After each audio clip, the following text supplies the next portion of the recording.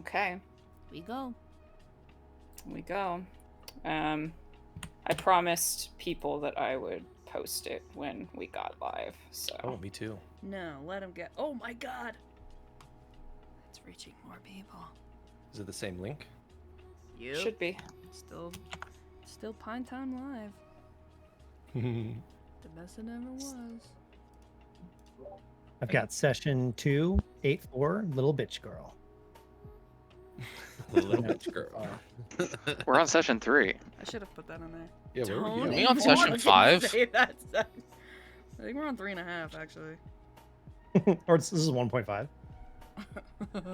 That's all I'm saying. 1.5.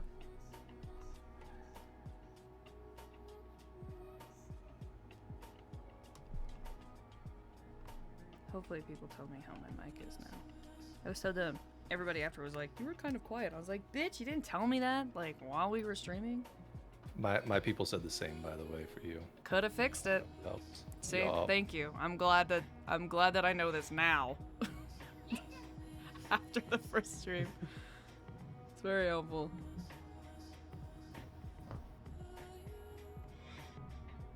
But anyways, we're live now, Tris. I started it. Oh, we can't hear her anymore. Oh, now we lost her. Oh, we Been lost talking her. This whole Yeah. time. Chris. Oh, sorry. No, we're okay. We're Oh. good. Hi, everybody. She's spent the whole Sorry. session without us. No, I Damn. needed no. Fine, you could turn up maybe just a little bit for yourself. Okay. Just a little bit. Okay. I shall. Hello, Well, everyone. Welcome to Beyond the Mere Surface, session 2. Woo! We're here.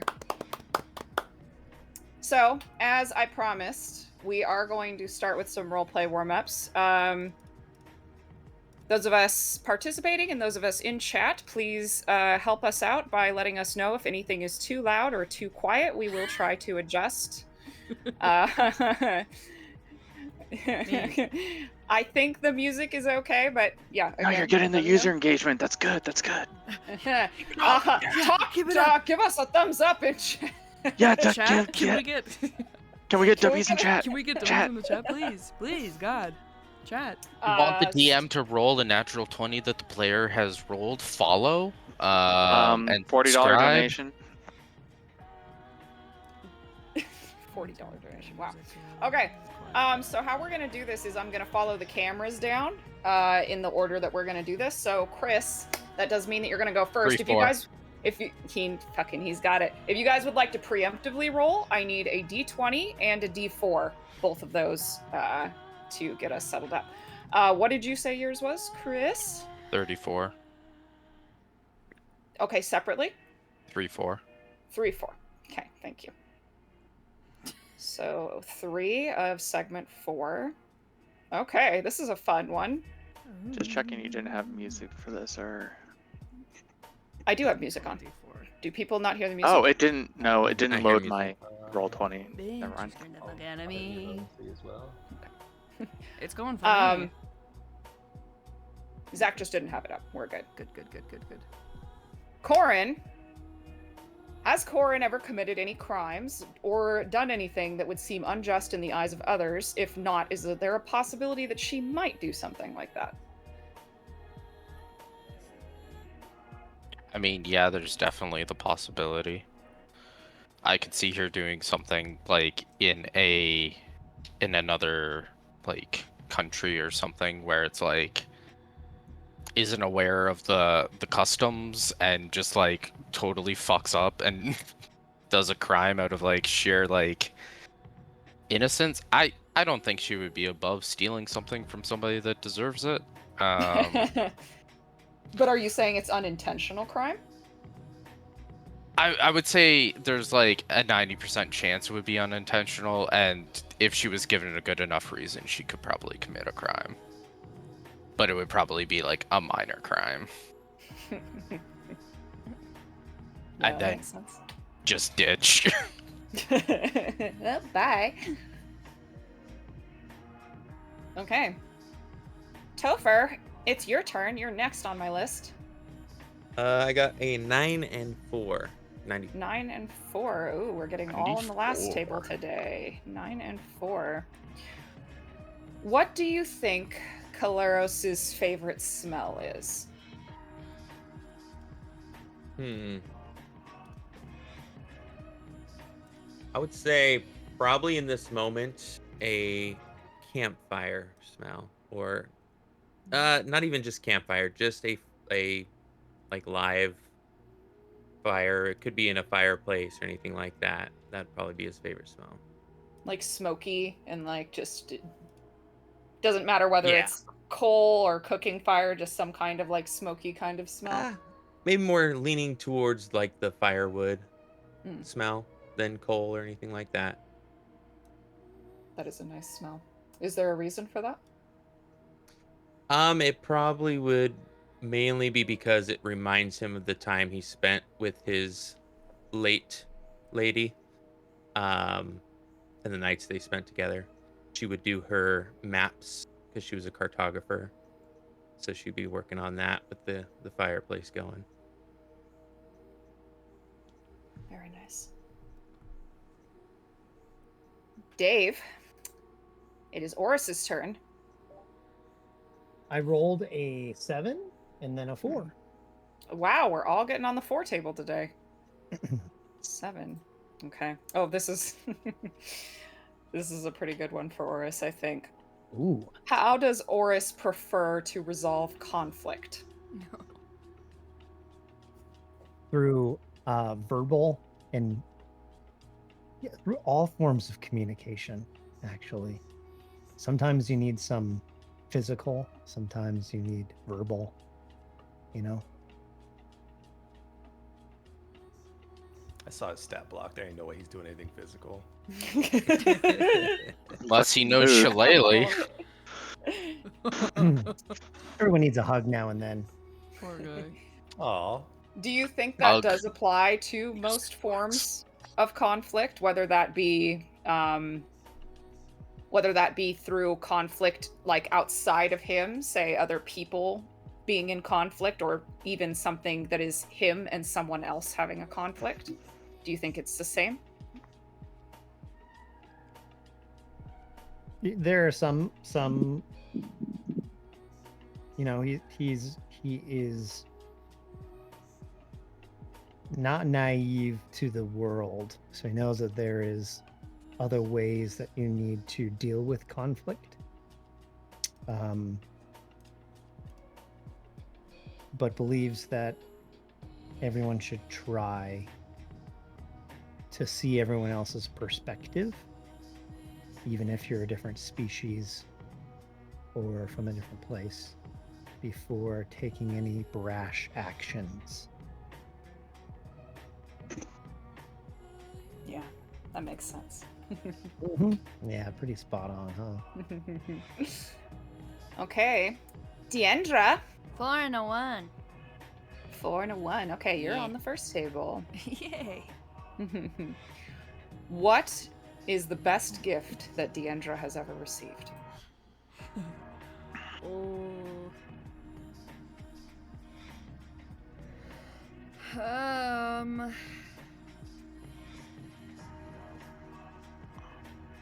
I'd say it was probably her first bow. I'd say her first bow, kind of getting ready to train and learn to be a ranger. I'd imagine that her father either crafted her bow or knew somebody who could make bows and gave one to her when she turned like 10. Started teaching her how to use it. And now, from what I know of Deandra, that wasn't always her plan. Do you think that being her best gift was purely because she knew how much it meant to her family? Oh yeah. Her family, her community growing up, it was... I mean, she always felt like her role was set for her in this community, and receiving that bow was a confirmation of it and almost her father's blessing of you are ready to start stepping into serving your community and serving the Faroans specifically. Very nice. Sprocket, you are up. I was waiting to roll him. Oh, waiting to roll. I'm Roll doing it. live. All right. It says 15. Hold on. What was that? You might need to move your mic closer to you as well. Okay. Reese, Oh, good. you- It was a 12 and a 3. 12 and a 3. Sorry. There you go. I can lean into it. 12 and a 3.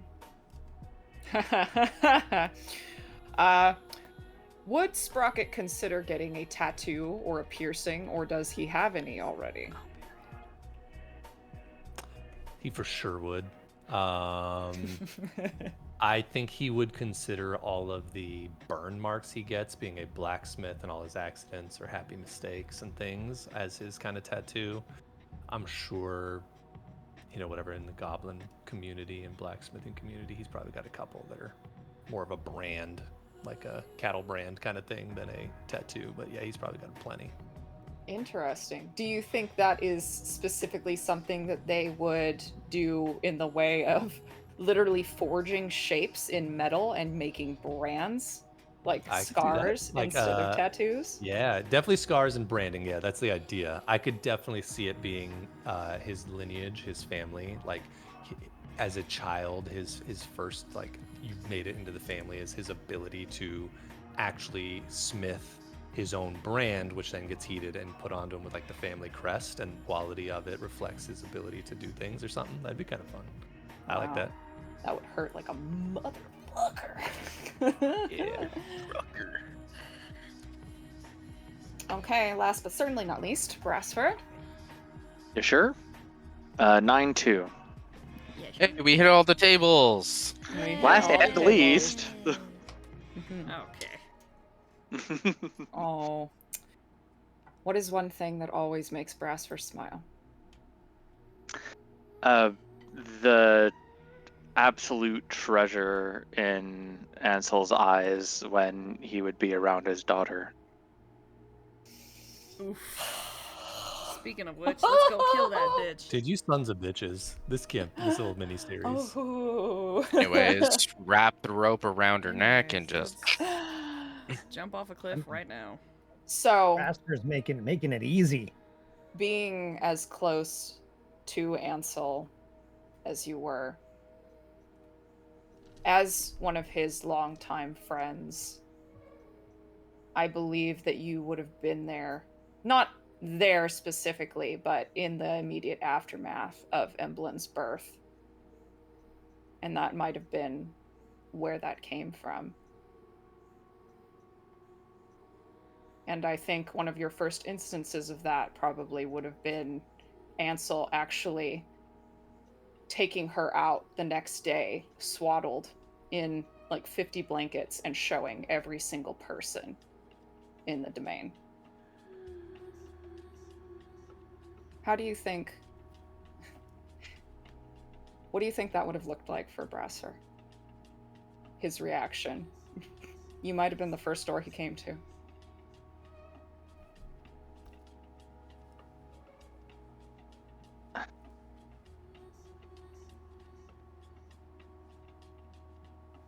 I think before he had already pledged that he would help his friend in any way that he could. He was sort of in a dead end in this town, not really doing anything for himself, finally able to give it back to someone that meant something to him. And to just see something that lit the fire in this man in front of him in a way that he had never seen in his life, I think lit the passion in him to just want to provide anything he could to make sure that these people could always be this happy. Now with an intermission from our fucking dog, itching She has herself thoughts and very loudly. opinions. Let her talk. Great. She does Playing a not have thoughts. tambourine? She does have opinions. No, she has so many thoughts. I apologize for any rampant licking that happens on the back of my screen. Oh, God. Yeah, Trist. Rampant Trist. licking. She's gonna come in the room. Just for walks that. into the back of Zach's camera and just starts licking in the corner. And Bringing scene. you back to the very sad reality that is that right. these people had lives and identities that some of you are familiar with. And the Emblem that you met last session was not always how she is now. So let's get back into it.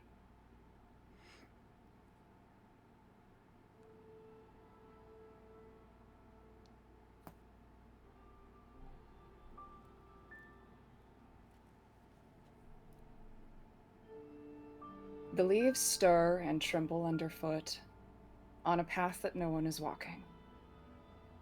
The stray wind that grazes them now picks them up with a whispering rustle. Their green-yellow forms pulled as if by an invisible string beneath the trees and into the dark. The sky above Fairwind has been in a perpetual state of cloud cover for months. The sun is shrouded, and what rays do break through offer no warmth. The earth retains its moisture from the rain, and the leaves continue to walk the paths in place of the people of this town, harried only by the whistling breeze. 2 moons ago, the once peaceful Fairwind domain was disturbed by the young daughter of the Lord and Lady taking ill. The once very open and friendly Fairwinds sealed themselves in the manor and left their charges in the dark for weeks without word. Their people, set upon by worry, became panicked when it became clear that they suddenly could not leave their domain. Attempting to do so would only lead them right back to where they started. It was not long after this that the true nightmare began, a new ruler taking hold in the very form of the 8-year-old daughter of the Fairwinds, Emblem. A group of familiars and outsiders both have recently come together inside of this place, pulled together by several small glowing parchment pieces, with warnings scrawled in swirling penmanship above them. Apparently, the only people with their wits still about them, this conglomeration, ascended the stairs to the Fairwind Manor together, summoned by the head ranger, Emir Pender, declaring that the Lady of the Domain was having a meeting. Rounded up and heavily encouraged to obey this summoning, you all arrived to witness the unveiling of what exactly was going on in the heart of this place. Emblem Fairwind sat at a throne in the meeting hall of the manor, wearing the skin of childlike innocence but shattering it just as easily as her parents stand blank and doting at her side. In inviting you here, she asked your names, and wisely you did not offer them to her.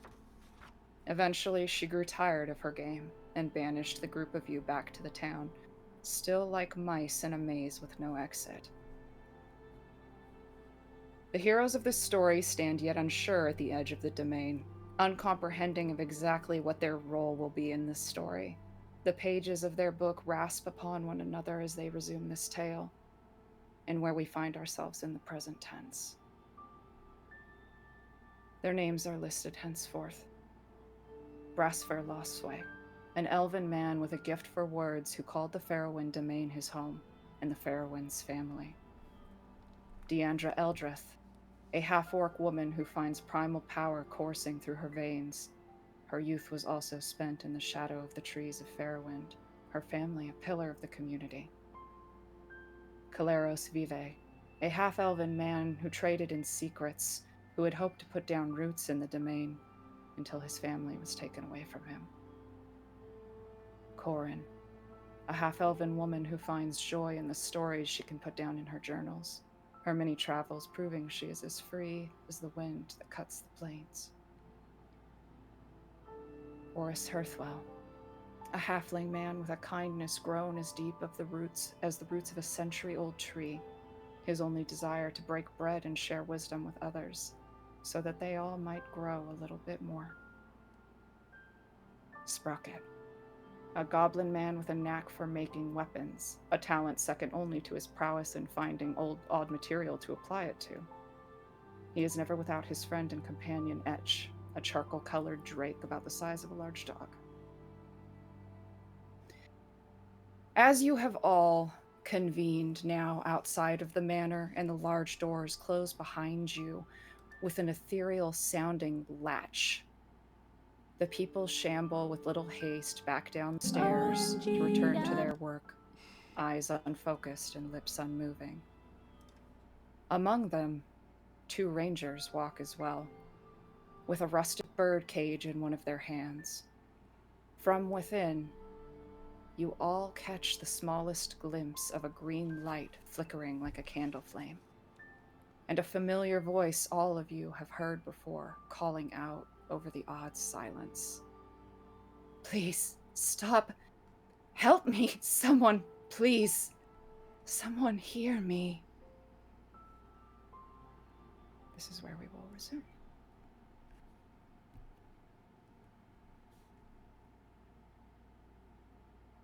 The front of the manor. I do also want to test something really quickly. I pulled out some handouts. So if I were to click Emblem and hit Show to Players, do you all see that on Roll20? Not yet. I don't yet. Nope. I don't see You have anything. to put it in our journal first and then hit show to players. Put it in players' journals. All players. Did that come up? Yes. I don't see anything yet. No. If Okay, you click hold on the journal Oh, Oh, button, there it and is. There it is. yeah, Now it's it here. is? Yeah. She's Oh, there, that's how you just in spell case it. here. Oh, there's Emblem. She's Let's here. kill her. This is a little. Oh, I spelled her name way wrong. No, I didn't. Just one letter, but I spelled it wrong. That is Emblem Fairwind, the child who spoke to you at the end of last session.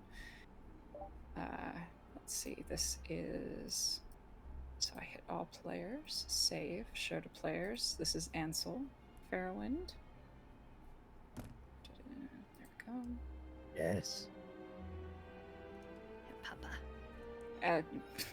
Yes, he is just Alfred from Bloodborne. Leave me alone.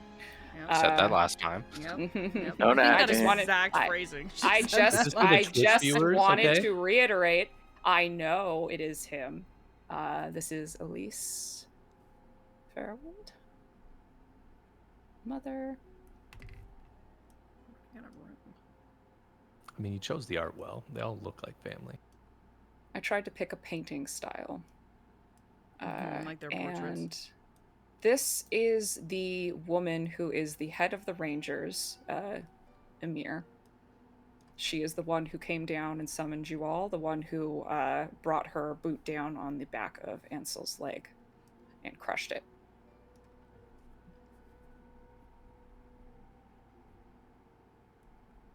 What's this tube she's got? Ignore all of the cyberpunk looking crap on there. Just the one tube.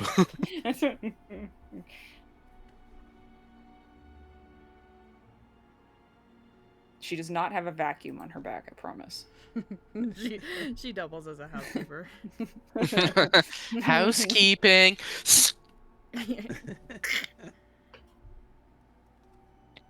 funny. Wasn't there the inn lady as well? the Oh, lady That of the Boris was talking to? Oh, yes, yes.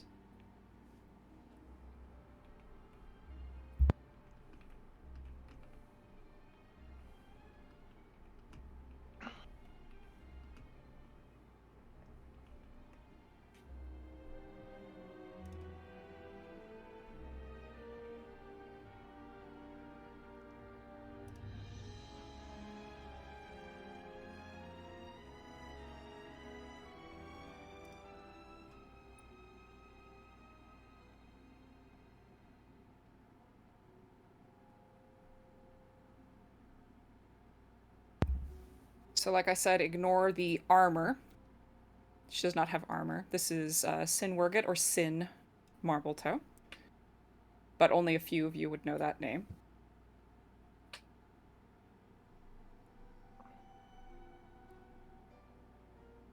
Hell yeah.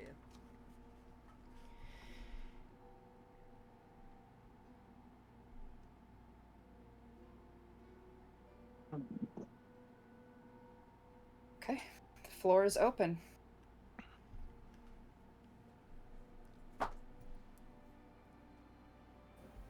Are we leaving off like we literally just walked out of that hall meeting thing? You walked out, the doors locked. I think it took a moment for all of you. I think all of the townspeople kind of funneled down back into town, and those of you who kind of have more of a mental capacity going on all kind of stayed by the door. So you all kind of had a moment to regroup. And the thing out of the ordinary was the Rangers carrying that bird cage down the stairs as well, with the voice calling.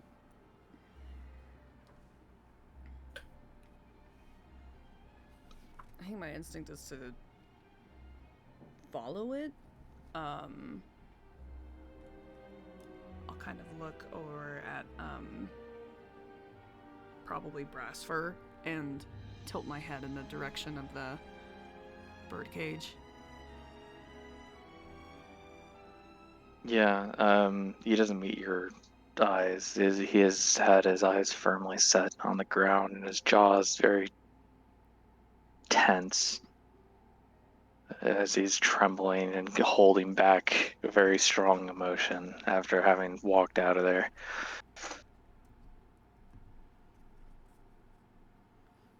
Okay,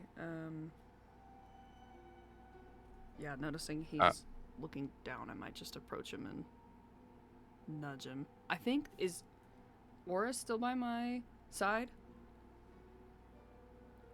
I'm trying to remember. Where we ended up. Brassfur was the last one out of the room, right? Yes. Mm-hmm. Mm-hmm. And I think you and I were right before him, so yes. Okay. Or, yeah.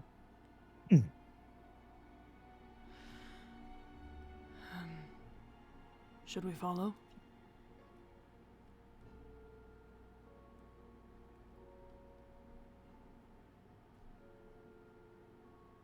I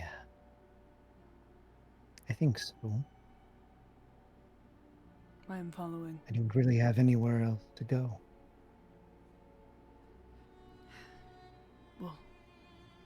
We'll find somewhere.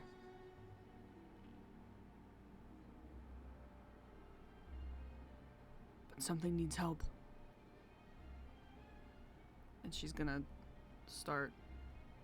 I'm gonna start going after the birdcage. I'm gonna try to be nonchalant about it. Like, I'm just kind of going down the stairs, but low-key following the Rangers with the cage. Okay. Light a cigarette, just make it look like you're going for a I'm smoke just gonna break. start whistling and... yeah. Okay. Deandra breaks from the group and begins walking after the source of the voice. That same green light that you all are kind of familiar with at this point, flickering inside of that bird cage in their hand. I'll follow closely behind her, or a couple steps behind her. Okay. Yeah, I think the moment somebody goes to follow, I think Corin's just gonna kind of catch up with her and just be like, well, I'm glad I have somebody else coming with me.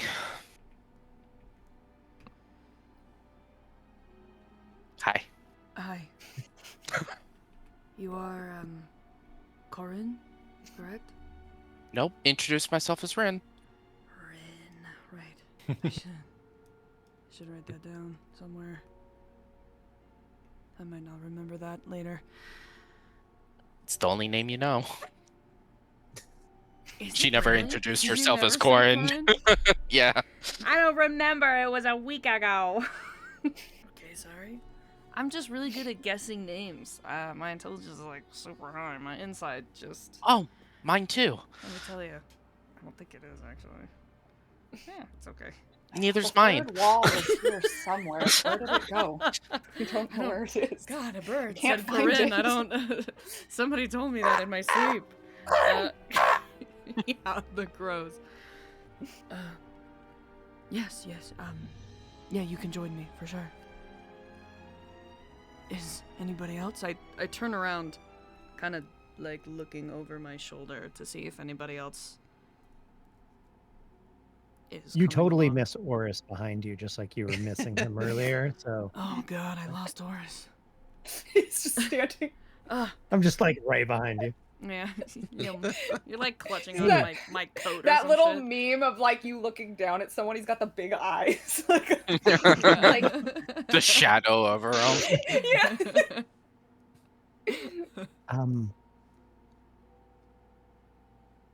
Good to meet you, Rin. I think we're in for an event here. Oh my God. She like takes a moment to process it and is just like, that's pretty funny. Like a 5. Like a 6? I might hate him more than I hate the little girl after that. Damn. No, it's fine. You never lead with your ace. Keep that up your sleeve for later. You're just warming up the crowd. It's great. Excuse me. Are you guys following that talking bird? Sorry. The Rangers are No. kind of mean. Wait. Oh no, you were one of. Yes, we are. But Okay. secretly. I was just trying to make sure I wasn't hearing things also. So we do all hear a talking bird asking for help. I don't. Can we see inside the cage? Everyone who would like to, make an active perception check. Wow. This will go well. This is. I'm just. Yup, there it is. Trusting Deandra at this point. Can I? No, never mind. I was gonna try to sniff it out, but I won't. All right, Willows. Oh, I don't even need to. That was a natural 20.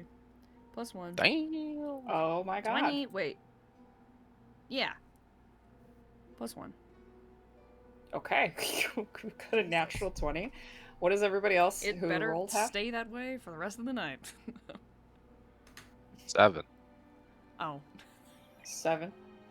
I saw 24. Topher also do fingers. 24! Okay. Damn. Oh, damn. Did anybody else make one? I'm assuming Brassfur's kind of not focusing right now. Yeah, okay. no. What about Sprocket?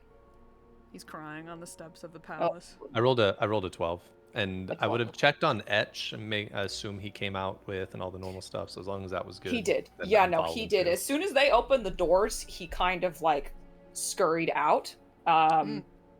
And he has been kind of like sticking really close to you ever since, kind of like leaning against you almost. And every so often, as people are talking, he just like rolls his eyes up to look at you and check what you're doing.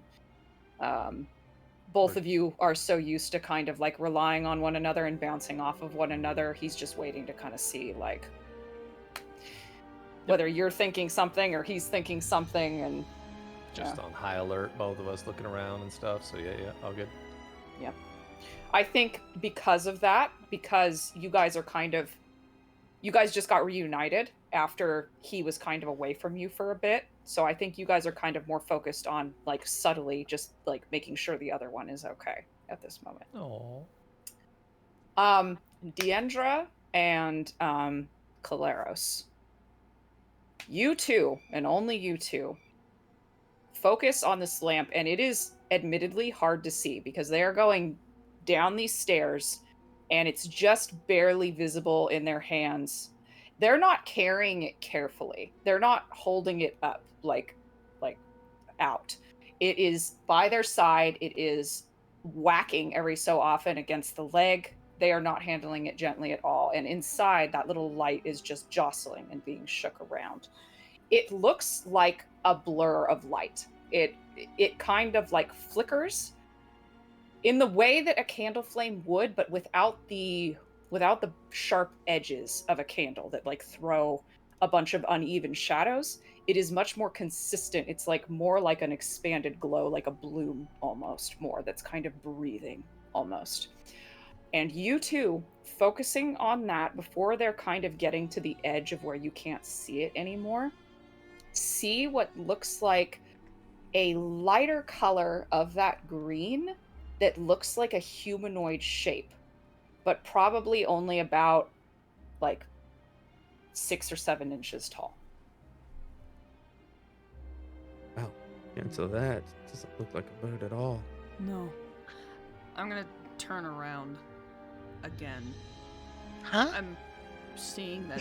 I'm assuming Brasfer's moving slowly. Yeah, the group's moving, so as soon as he sees movement, he's just going to follow along. Okay. I was making sure that he was coming with us and not. Yeah, like, he's not zooming going to off just go stand there and I don't know. Look at a waterfall or something. Not yet. Lost in his own mind. Okay. Cool. No, it looks like a tiny, glowing person.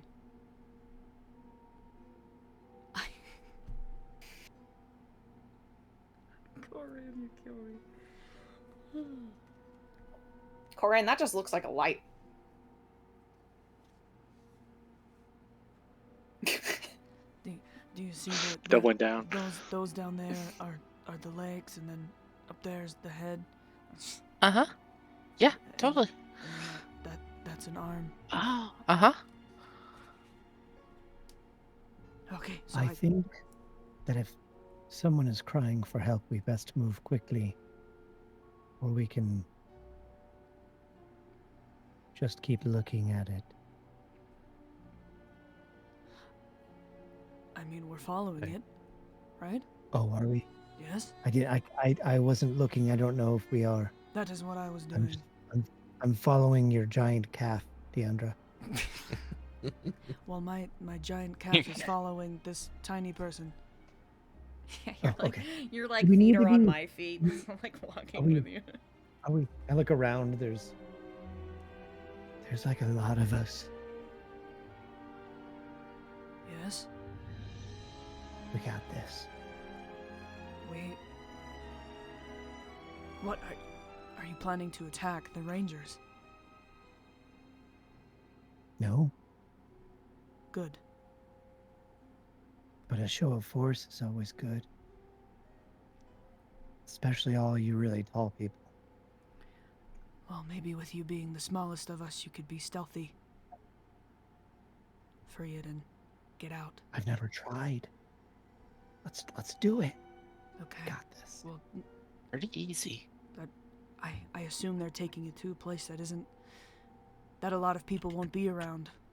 We can. And Why? at this point, I think, just so you guys know, I do think the Rangers have moved to a point where they have gone low enough on the stairs to where you can't see them anymore. I thought we were following As them they're this leaving. whole time. Oh, are you guys walking at the same time? I figured I was following behind Okay. them. At at a reasonable distance. That's not like Okay, we're following alright. you bitches. That's but I fine. was following them.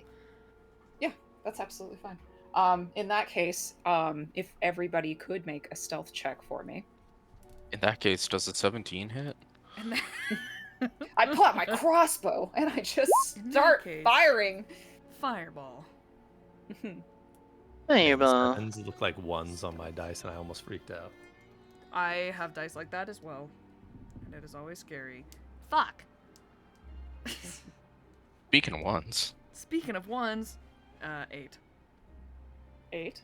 Okay. 6. 17. That's what I rolled. I rolled a 17. 6 plus 2. I'm rolling digital, and it's on roll 20. But do you want me to read them out to you, Triss? Yeah. Yes, please. I do Read not 'em. have Okay. it up. You're good. 13. 13. 13 as well. 13. 7. Excuse me. Yikes, that's Six- low numbers. 6 if he didn't catch it. I rolled with 6. disadvantage because he's not really intending to. Okay. Sprocket, would you also please roll a stealth check for Edge? That's right. He is indeed also performing. He could stealth bring it check. back. He better could roll swing the well. average up. Bring us up, swing up. Yes! Pretty fucking good. I don't know if his stealth God. is my +6, so but he'd have it like at least a 15, if not 16. What is his dex score? Yeah, he should have a little sheet. Like a little character block. Put me on the spot, call Under me your- out. under your till I E go features, do +6, the maybe. make it math or whatever. +6. Keep that 18. I'll figure it out, but it's like a 15 or 16. But I'll go look right now. Yeah, go look because I need the number. I'm That's the looking. game we're Hold playing, on. bro. Damn, It's a Tris. 1, so 14. It's a even plus better. 1, 14. so 14. Yeah, there you All go. right, She's perfect. Possessed by Emblem just now. I'm Savage. scared. Oh, Emblem was Wonder possessed where by she gets Triss. it. Emblem was Oh, possessed man. by- Is Emblem really just Triss speaking her true mind? Hmm. Okay, so that is an average of 15, which is decent. Decent. Don't So, like that. Kind of a miracle that we managed that. Yeah. With your Okay. 6 disadvantage. You now. guys- And you're 8. Hey, you shut guys up! begin the trek down these stairs, away from the Fairwind Manor and back down into the domain proper, to the town. Keeping, I want to say, probably about 30 or 40 feet between you and the rangers. If they have noticed you at all, they make no notice of you. They make no action that would make you believe that they have seen you or care at all. They do not really look back. The one that is not holding the bird cage, kind of like a really like gangly looking guy, kind of just stares forward. And the bigger, like kind of like a blonde, kind of much more heavy set, kind of big built guy, who's carrying the cage, also looks forward, doesn't even really seem to acknowledge the cage at all. And as you guys follow them, they lead you sort of off, and it's not exactly on the map, but there is a little bit of a behind the inn, which I will show you this now that we're here. Behind the Foxskin Inn, which is over here, in this sort of area, there are a few like horse stables, some old kennels, like kind of like a caged off area. It's kind of like an agricultural area almost. So when you come up on this area, you immediately get that smell of like livestock kind of hitting your nose, even though there's not really anything present that you guys can see. And as you're coming into that area, the blonde man who is holding this cage, and you hear one more desperate, "Think about what you're doing. Think about what you're doing." And he just chucks it into this kind of gated off area. And there's like a clang as the rusted metal of this cage hits the ground, and there's a little noise as it rolls into the center of this kind of like dirt padded down animal looking area. And those rangers, as soon as they do that, just turn around and begin walking away. They do not stay, they do not look back. Go ahead. The moment it's tossed, Horus is going after it and over the fence.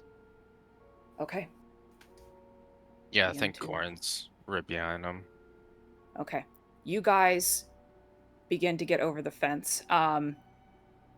There is a sort of gate, but there is a lock on it. The gate itself is probably about 3 feet high.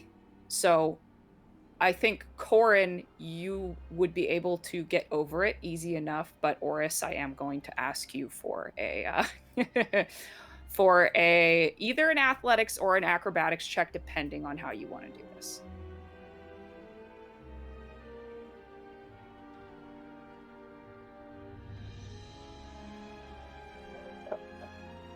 Natural 20 for a Natural 20. for a 20. First of the Okay. campaign.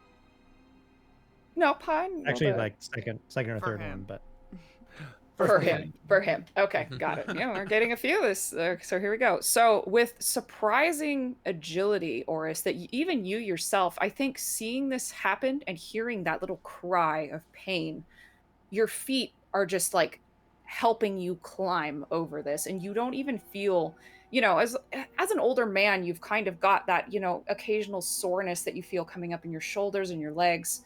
That is gone for a moment as you scale this fence and jump over. As you and Corin jump over this fence, there is a low, throaty growl that emanates from the back of these pins. And with the soft sound of padded, furred feet, heavy, these 3, you would almost hesitate to call them animals, walk out of the barn-like structure in the back. They are... Where is that one? There we go. Though they resemble any of you who have seen dire wolves out in the wild, know the form of that sort of creature, of like a dog but bigger. The main thing wrong with this is that the faces of these wolf-like creatures are more like a man.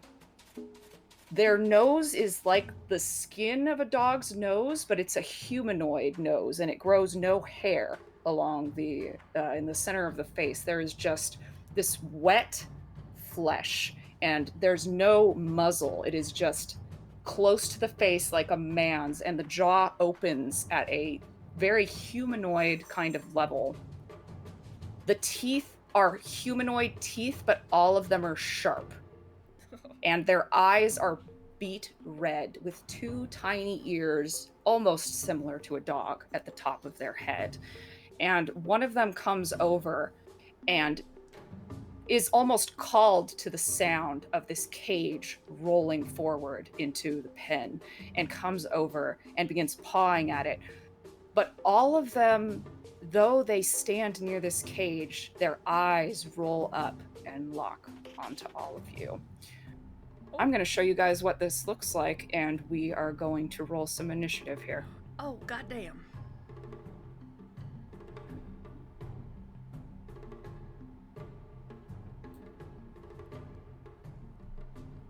Oh, this is a Anybody- lot bigger than I thought. Anybody Ugh. within the Oh, blue, Jesus. anybody within the blue square can move their token to wherever they would like to start within the blue square. Corin and Oris, you guys are going to be stuck there. Shit. Should have looked before you Yucky. jumped. I mean, I'm exactly where I want to be, regardless. Those are scary. Those are so scary. Reese, I believe Etch takes his turn directly after you, Oh. if I'm not mistaken. Yep. Oh, Yep. that was nice. I actually dropped it, but alright. Where am I? What? Yeah, I should give these colors.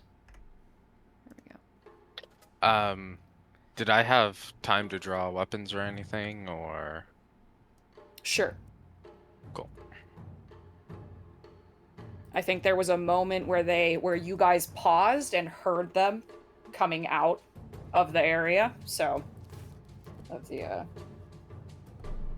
concealed area back there through the doors. Okay, let's get these bad boys It's going. really important to know how to play my character.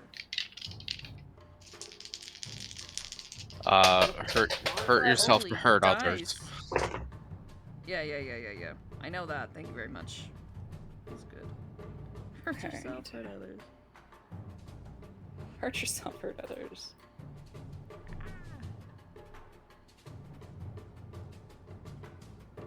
Okay.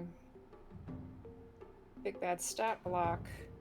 You guys are gonna hate this.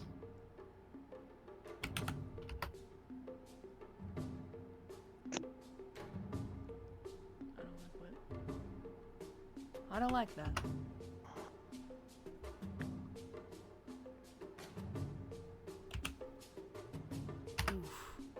Oh, sick. 2 of them go after me. Thank God. Okay, Sprocket, initiative?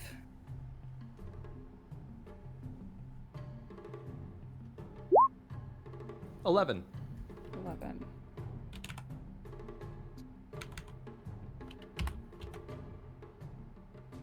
Caleros, initiative. Natural 20 for 23. 23, very nice. Let's go. In my rules, players always go before enemies, so you will go first. Move that. God. Do we have any other ties? Brace and Sprock. Okay. What are you guys? A What is grasp. your initiative bonus? +1. Sprock's +4. Okay. So Sprocket goes first.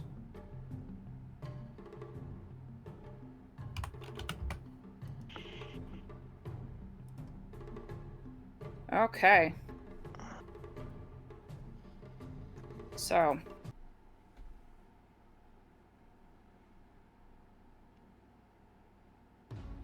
With a bit more of an alertness to you, Caleros, you have first action.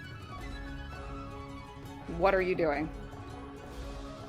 Claros is going to shout, I take it we're trying to save the creature behind in front of the other creatures there?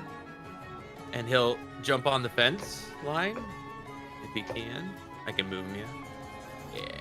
Right here? Yeah, I'm gonna say it's just double movement to get over the fence. It's a low fence, but it'll just take 5 extra movement going over the fence. Okay. I want to stand on the fence.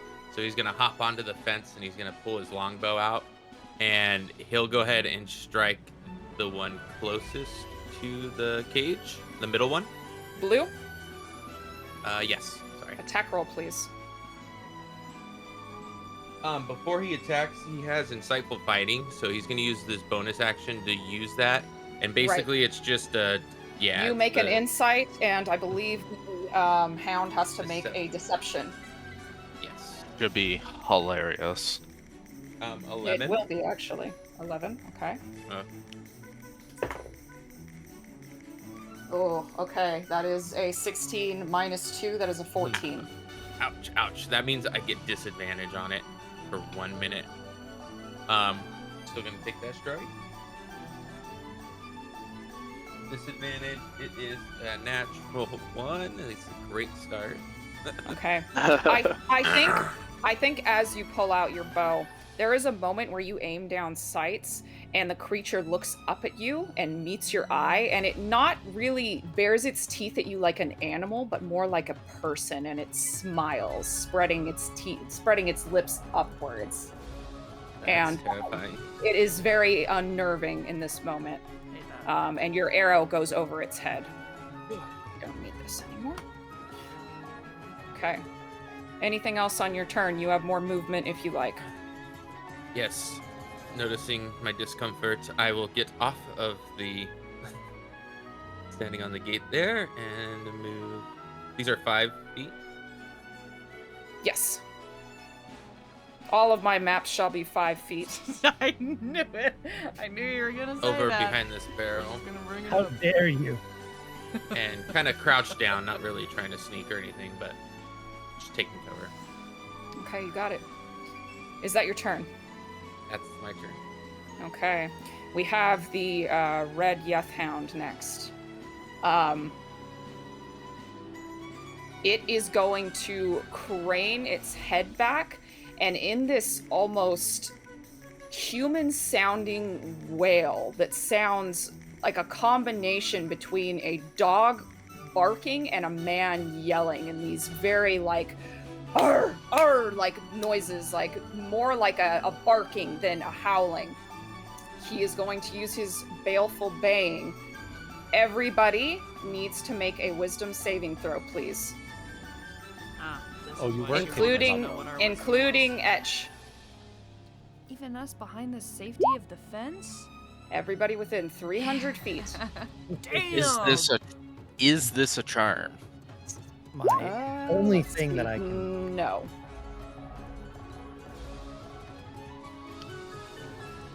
Oh, I'm so good. Oh my god. You said wisdom save?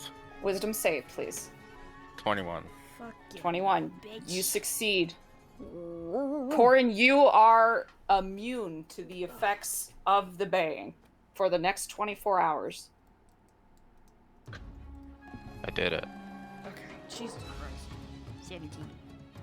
17. Deandra, you are also immune to the baying. Yeah, eat my ass! Oh, Sprocket with a Okay. dirty Okay. 20. Trask is Oh, proud what? of me. Sprocket with a dirty 20. Dirty 20. What about Etch? 3. 3. Ooh. Okay. Nat 1, in fact, though. Okay. Ouch. Oof. So that's one fail. It's rough and tumble. Caleros? 14. 14. That is... that is a success. Oh. Where is my... Why can't I see anything on the map all of a sudden? Ah, because it zoomed way up. There we go. And Brasfer? 18. 18. Everybody except Etch is immune to the bang, which would have been very bad for you guys. Let me just find the frightened. Just use that one for now. Okay. Frightened target on the start of its turn. Okay. That is his action. Seeing that you all, for the most part, are unaffected by this howling, he is going to lower his head and begin running towards you. 5, 10, 15, 20, 25, 30, 35, 40. He's going to come right in on top of you, Corin and Oris. And that is going to be his turn. Hate that. Deandra, you're up. Okay. I'm gonna hop this fence or whatever. Which Make is it cool. 5, and then 1. And then 5 feet. That's 5 to go So- up the fence?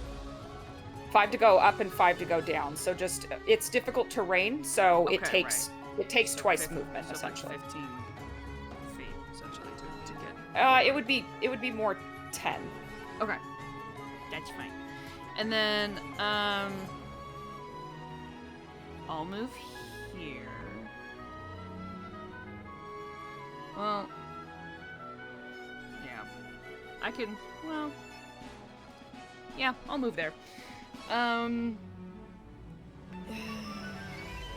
Seeing that that Aura specifically might just absolutely get fucked up right now, she's going to, as she lands on the ground on the other side of this fence, her breathing kind of gets more ragged, more snarly. She hunches over a little bit, and then her form starts to get bigger and bigger. Fur starts sprouting out all over her as Deandra Are you changing into a transforms bear? Into a bear. Alright. Watch this shit, y'all. This is my hyper transformation, which I now need to go change in my fucking sheet, because that's how. Are blood you hunters a work. large creature I or still medium? don't know. Let me go I think look. she stayed. Let me transfer into Still my medium? hybrid form. I think I I'm think. still the same. Okay. Because it replaces the rules for lycanthropy, so it's different Okay. than like actual lycans. It's just slightly. Let me refresh so that I can see my different shit, stats and whatever. So my AC now increases if you're looking at my sheet, Triss. Refresh it. Okay. Because Okay. I have a higher AC now. And let's see. I'm good there. And then I'm just going to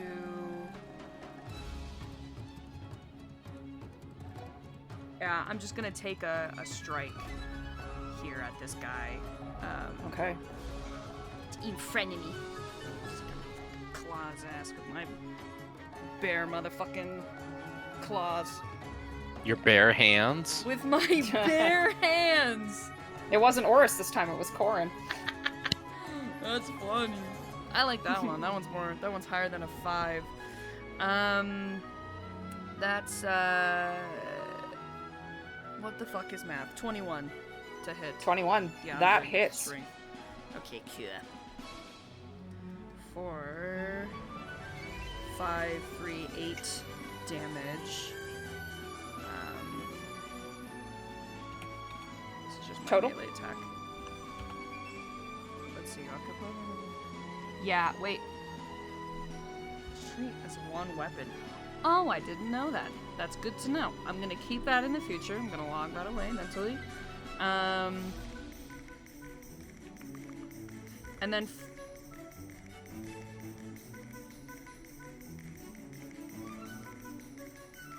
I'm gonna hold off on any of my weird blood shit for now, just because I want to see how well we start doing. So that will be the end of my turn.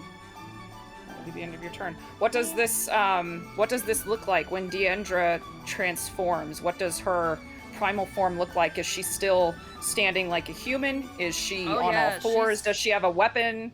She's up. She has her shit still on her. I imagine. I'm pretty sure you keep all of your shit with you. So she does have her weapon and her gear. It's just she's now a massive bear. She's on 2 feet. Her bear specifically has these green kind of lines that etch throughout her fur. I can post a picture for you guys so that you guys can all See what she looks like. and then it's just like snarling, spitty rage of sorts. Okay. She's And so you said cute, that's though. your turn? Yes. Okay. Do I transform on an action? It's a bonus action. It's a bonus action. Yes, thank God. Okay, that's my bonus action. I was making sure that I did not do that as an action and then take an action to attack. Yes, that's the bonus Okay. action. Sorry. Cool. Awesome. That would've been Okay. so embarrassing. Oris, it is your turn. Embarrassing. Oh my god. Oh my God. Shoot me. Kill me. Is I had to pick a Trying bear. to. I had to pick a bear. Ignore that weird big scythe that bear has. I just liked the look of this bear. Okay. Oh, she's got a big scythe. No, stop! Looks more like a pick to me, but yeah. Yeah. It's just a big, chunky thing. DM is speaking with other characters in combat reaction or I'm gonna say you guys can speak to each other, just obviously limited. If it goes on for too long, I'll probably cut you off and say that's all you can get, but I don't mind you guys having brief conversations in between. okay. I'm gonna look at Rin and ask her, Are you fast?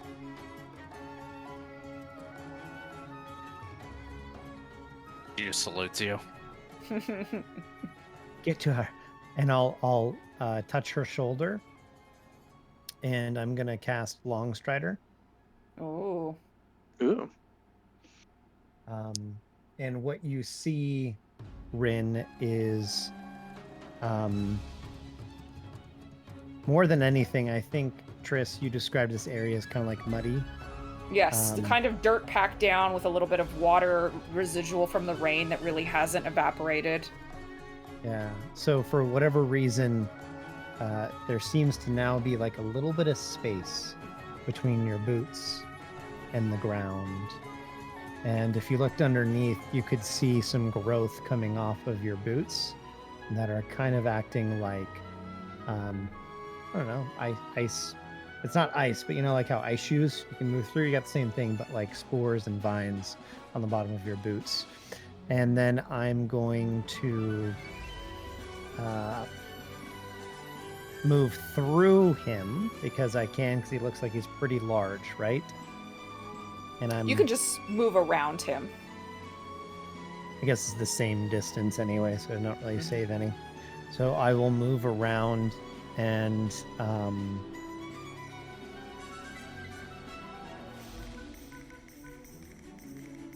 yeah. Okay, so that was my action. I'm going to try to use as a bonus, if allowable, DM. I'm going to look at the other two and try to bring their attention to us on this side rather than the cage that just fell in. And also try to keep it off of Ren. So if you'll allow me to do something great, otherwise that is going to be my next Okay, so action. you're trying to use your bonus action to have a little bit of a distraction. Over here! Hey! Oi! This tiny little man. This tiny little man. Okay. Foot man.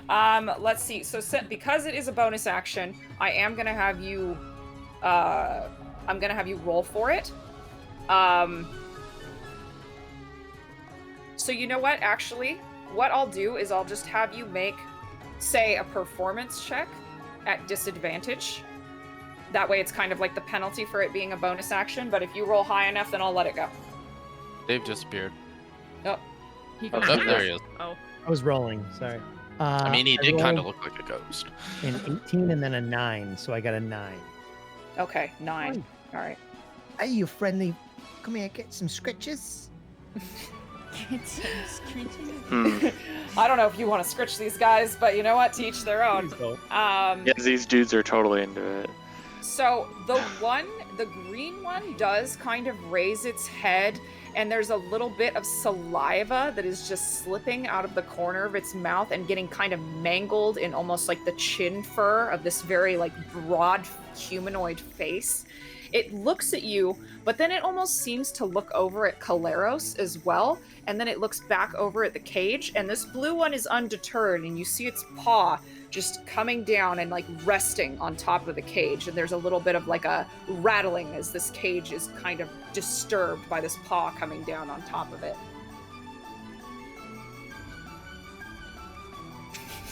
Your face. Jesus Christ. That would be Anything the else end of- on your turn? No, that's the end of my turn, and so Rin, you have 10 extra feet of movement for an hour. Okay. Speaking of which, Rin, it is your That's turn. me. Yeah, when this all broke out, or as you would have seen Rin pull a dagger from her waist and reach into her jacket and pull out a hand crossbow. And she looked like she was about ready to square up with this thing right up in their grill, and then all of a sudden a bear comes barreling down on it. Okay. And she just kind of like looks over and is like, "That's so cool." Oh. And then she feels a little pat on like her knee or whatever. And she's like, "Okay. So we will 5, 10, 15, 20. We'll get there, and then I will bonus action Step of the Wind to disengage as a bonus action. You got it.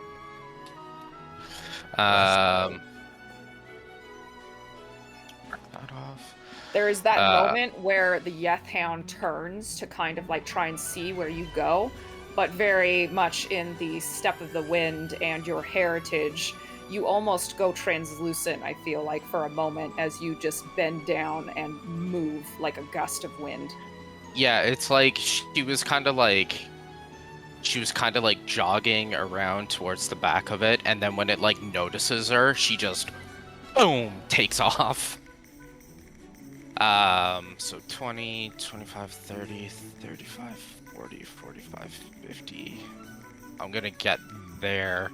And she's gonna come to like a sliding stop near this thing, but as she's sliding, she's gonna kind of shuffle and like do a little bit of a hop, then spin on her foot and just snap this thing in the side of the face with her foot. Okay. Make an attack roll. Ooh.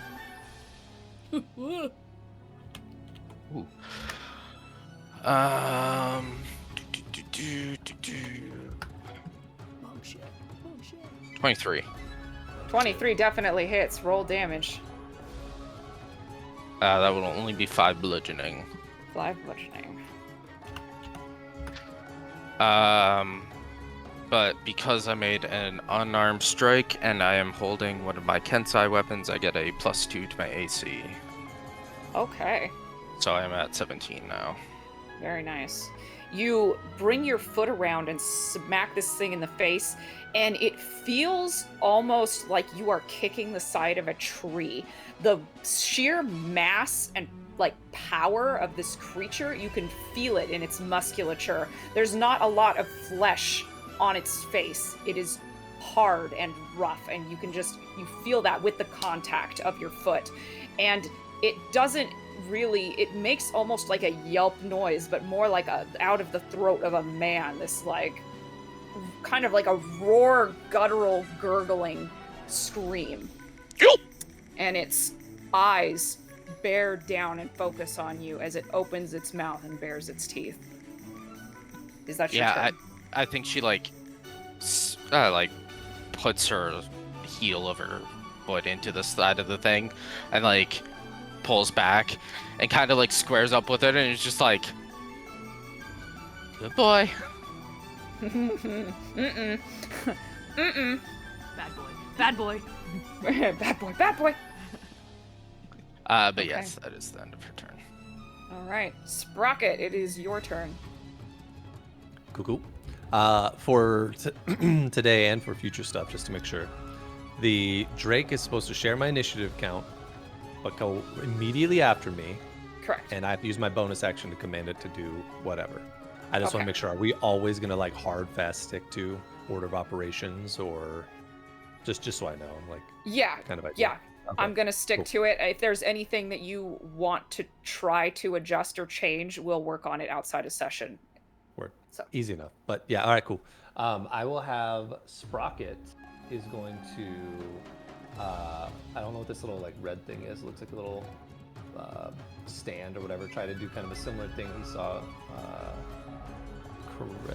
Chris Topher's Caleros. character do, like Caleros, yeah, hop on the wall. And while he's doing that, he's going to be trying to signal Etch. Hey, go get the thing. And, like try to signal him to go help with the, go grab the cage, right? Okay. You do notice that Etch, as you kind of try and clamber onto this wall, Etch is frozen in place, and he sort of is bearing low to the ground. His eyes are dilated and dark, and the light is like giving this big shine to them. He looks frightened. And I will, as I'm noticing that, yelling that, looking back, stare, battlefield etch, and I will run back and just use my action to kind of assess Etch and see what's going on with him, shake him loose, whatever, at all, if there is anything to be done. Figure out what's happening. I don't expect anything, by the way, DM to play or whatever. I would be more concerned about that. Okay. Well, you're using your action to do it, so I am going to say, because he is essentially a second part of you, and you know each other so well, make me an animal handling check. The DC is going to be a little bit high. Send it. What is it? Or do you want me to- I'm rolling. Okay. Yeah, roll it. 12. 12. Okay. I will give you that from that, Etch is about to bolt. You know that. But as you reach out to try and comfort him, he almost strays away from your hands a little bit. Not looking at you though. He is looking at that creature over the fence in between. Red, right? Yeah. Okay. The one that howled, yeah. Yep. All right. That'll be my turn. That's your turn. Okay. On Etch's turn, he is going to use all of his movement to run as far away from the hound as possible.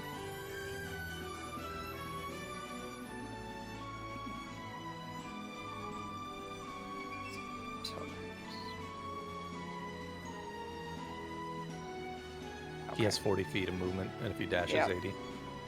So it doesn't say that he has to dash, but that's about as far as we can go. So he is just going to take off down the road away from you. Aw, poor little guy. Yes. So he uses his action to do that. Brasfer, it's your turn, my guy.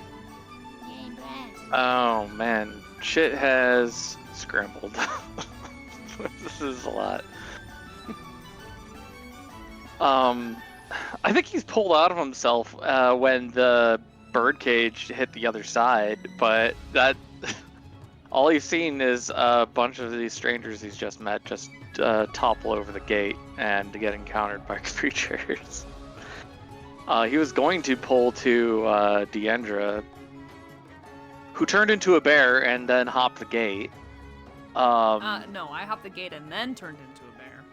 Actually. Order of operations, very important. Come Imagining on. like as she's like jumping off of the thing, like turning into a bear, Mid-jump, and turned then into like a coming bear. down, and That would've been way cooler Boom. than the way I described it. Let's go with that. Yeah, that is how I you see described it. only Yeah. wrestling moves at this point. Well, thank you for correcting me. You might have known Deandra was a bear. She's a bear. Would I? That's the thing. Like, how new is this? A couple years. We didn't talk about this. Couple years. Jake, it just depends on whether you think your family would have kept it a secret or not. Since Amir was there, I'm sure she would have let the Fairwinds know, at Right. least. Right. Yeah, I feel Um, like the Fairwinds my family know, and maybe by association he would have known. By association, he might know. How often are you bearing out in public? I'm not, so I turned into a like. The first time you've seen it in person. This is the for first sure. time Yeah, you've seen so it. he is like reaching out to Deandra to ask what's going on and to help them when she turns into a bear Yeah. Rawr.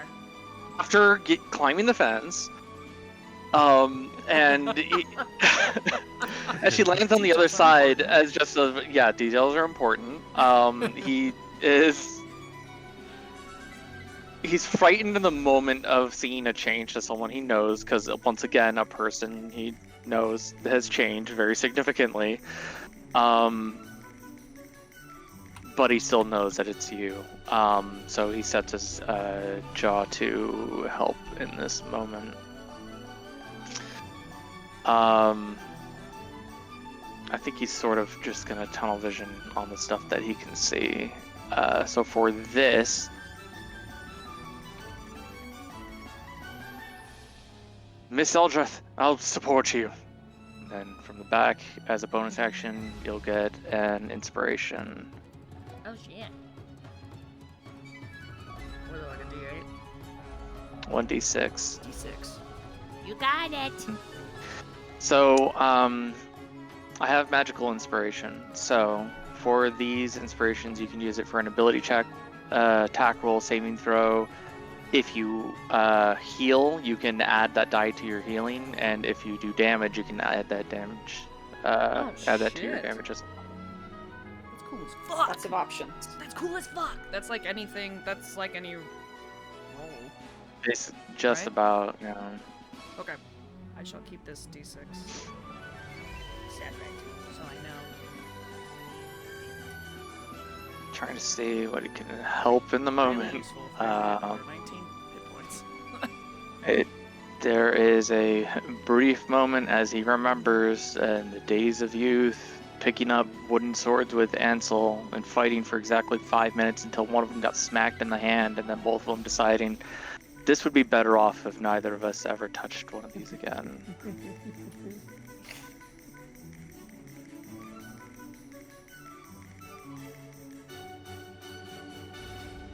but he would always know that the family would need his help in some way, so he did some stuff on his own. So for this, I think he is going to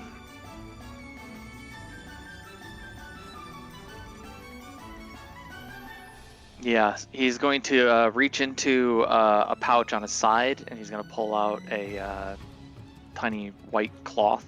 He's going to hold it in his hand, and as he does, he's going to channel some arcane magic into it and focus on, oh boy, who is close enough? 30. Nope. It's going to be Kaleros, Oris, and Deandra. And he's going to cast Aid. Aid. Here we go. 5 maximum hit points. Those are real hit points. Okay. Close out. That's a second level slot. He is in abject terror as he gets up against the fence with both of his hands. He's just kind of watching to see what happens next, I guess. We put that in as the HP modifier? Or is It should be the one on the bottom left. Okay, yes. If you touch your hit points in the bottom left, max HP modifier. Yes, thank you. God, I forget every time. And those, I Welcome. believe, last for 8 8 hours. hours? I believe. 8 hours. Hell yeah. Not concentration. So yeah, he comes up against the fence. He's not crossing over. Now it's just staring at these creatures, trying to understand what they are. And that'll be my turn. Okay.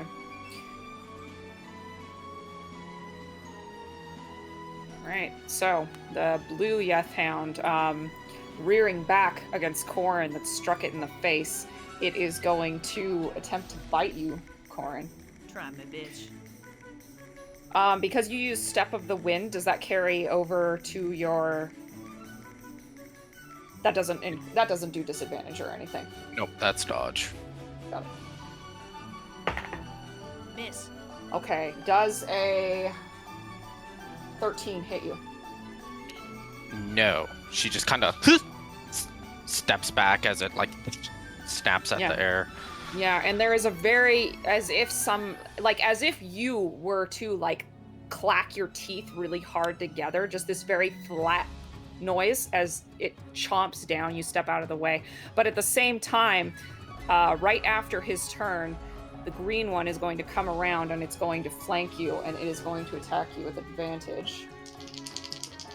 Bad. With a natural 1 and a 3, Oh man.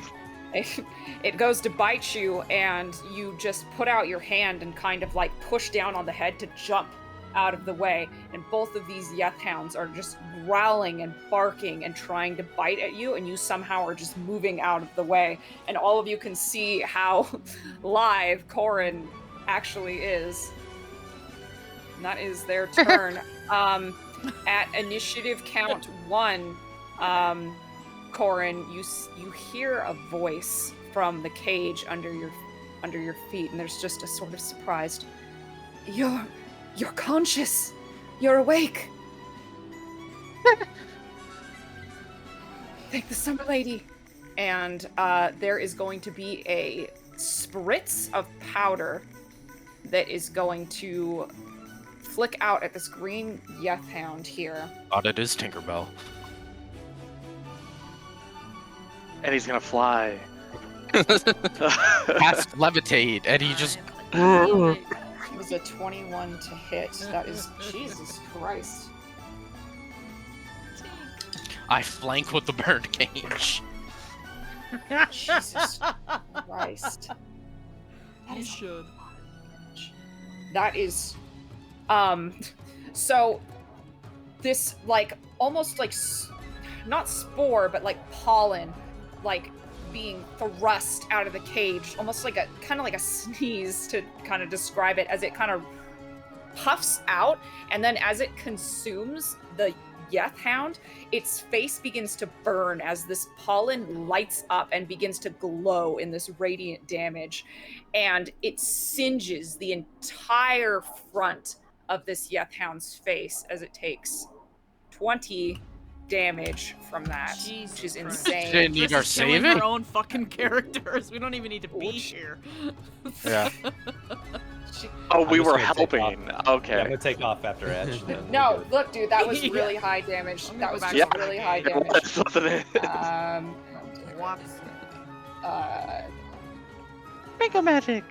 And the creature has or poison. He is considered poisoned at this point. He will have disadvantage on attack rolls. So straight rolls. Yep, straight rolls. This very fox. Yeah. Back to the top of initiative, Kaleros. It's your turn. All right, Claris is gonna peek over the barrel with his longbow and aim at the poison one, green, Okay. and make an attack. This one is not the disadvantaged one. That is a 24 to hit. That will hit, and since Corin is within 5 feet, you do get sneak attack. Nice, nice. Sneaky. Snip attack. Snip it up. Snip it. Plus 3. That is 17 points of piercing damage. 17 points, very nice. As the arrow finds its way directly into the cheekbone of this creature and impales down and into its mouth. And again, there's that bark that is like guttural and thick in the throat, and it raises a paw to immediately begin trying to bat at its face that is newly burned from this pollen that was emitted out of the cage. All right. And then kind of putting his bow around his arm and pulling his rapier out, he'll kind of assess the situation and decide Rin might need some help over there. 5, 10, 15, 20, 25, 30.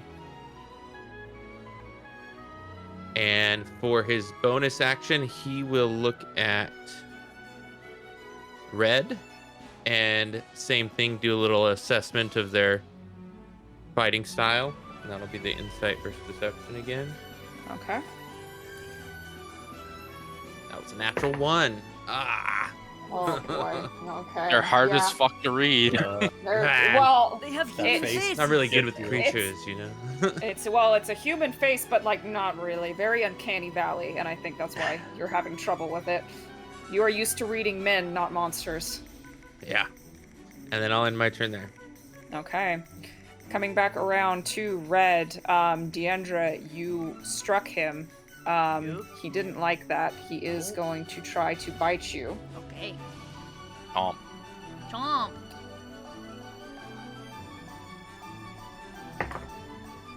That is going to be a 19 to hit. Yup. Okay. Does it have silvered teeth? No.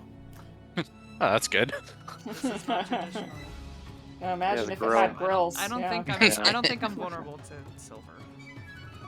That's going to be 11 piercing damage to you, Deandra. Okay. As I as do have finally it reaches resistance out. to that in my hybrid form. Piercing? Correct. Bludgeoning, piercing, and slashing. Okay. As long as it's not silvered. As long... Yeah, maybe. I don't think so though. Does not say. So anywhere. rounded down to 5. Okay.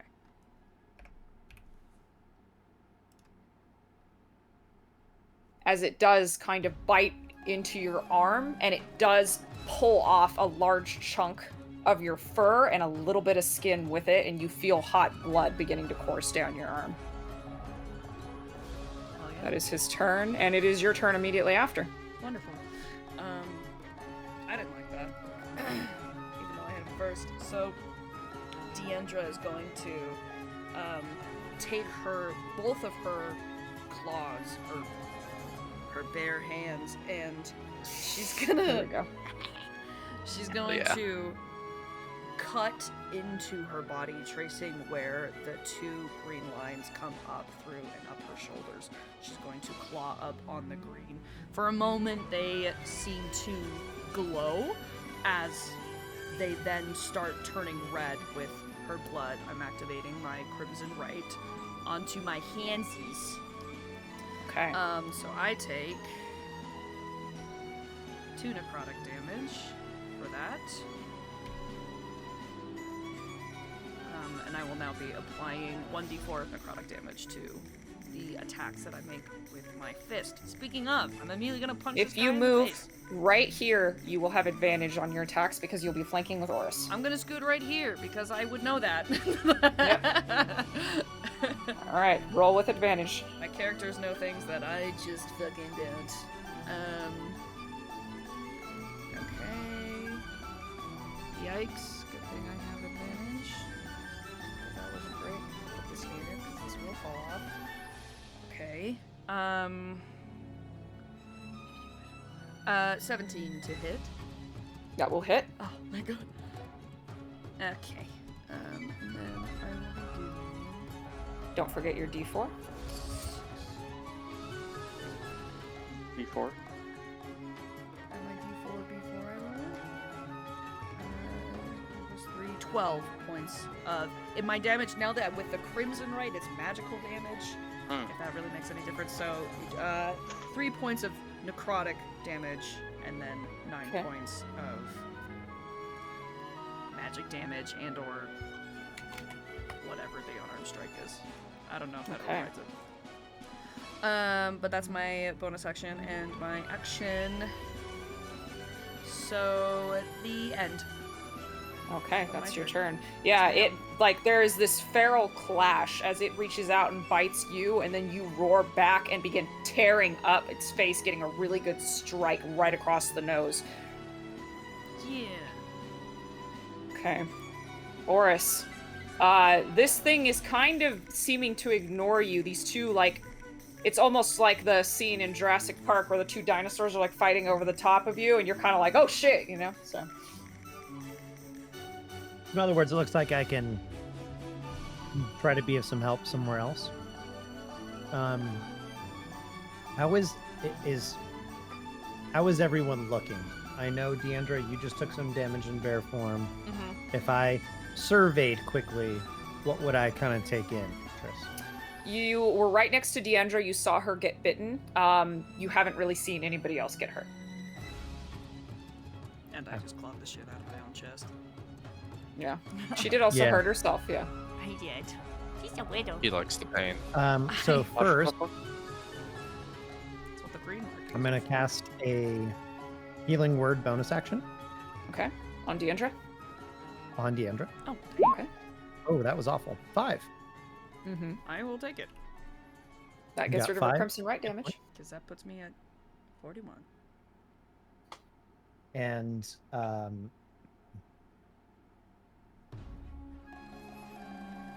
Oris, you can see him thinking of he like closes his eyes.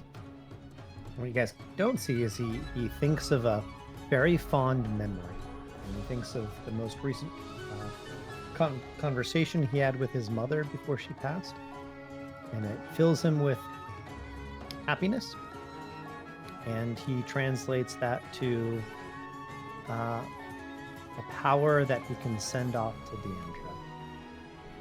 Aw. And then he's going to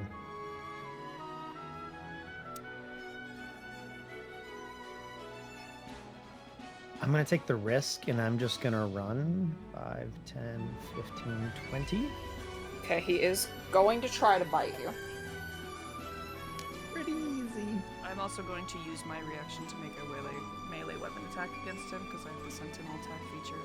Oh, there we go. Nice. Oh, yeah. So Okay, so is that if he hits, or is that if he makes an tries to attack?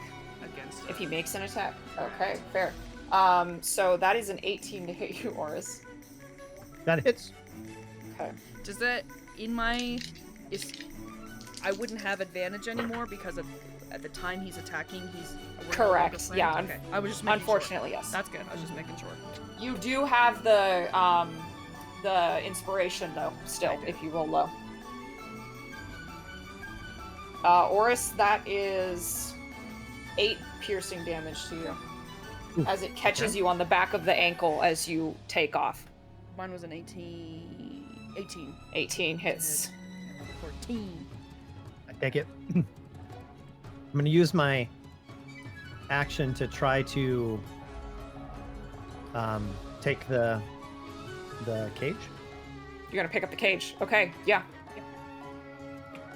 That is 9 And then I'm going to points. say to everyone, thank you. I'm going to say to everyone, I think it would be unwise to kill the beasts of Imblin. I don't want to see another villager injured. Taking enough risk at this. Let's get the fuck out. And I'm going to use my last 5 movement to go backwards towards the gate. Come, everyone. Yes, the cage is like probably almost the same size as me or something. So. It's surprisingly light, though. Okay.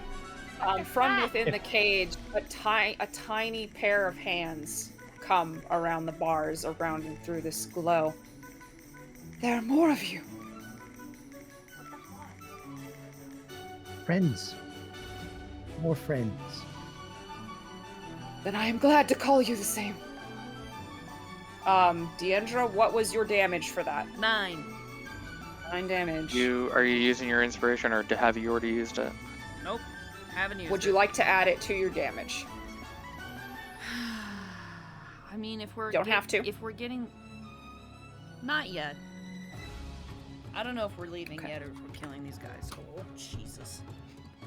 Chair just unhatched itself and scared the shit out of me. No, I'll hold on to it.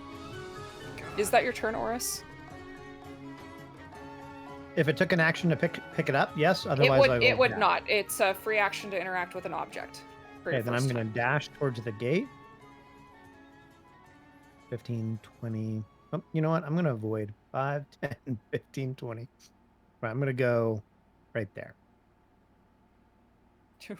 Okay. You got it. I almost got a little close, and I'm going to kind of like skirt, really eyeing this fucker because my ankle hurt. Mm-hmm. Yep. Okay, Corin, you're up. Orin's almost like when the cage is pulled away, she's almost just like, oh no, my lifeline. Yeah.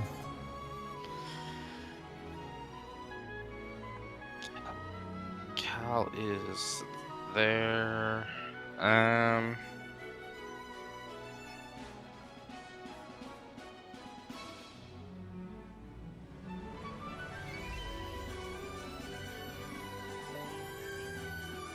And while he's thinking, just to clarify, since I didn't see anyone else take damage or anything, I assumed that I didn't notice anything, so I'm just there to take the cage, right? Yeah. Cool. I wouldn't change it anyway, but just want to know what my character would know.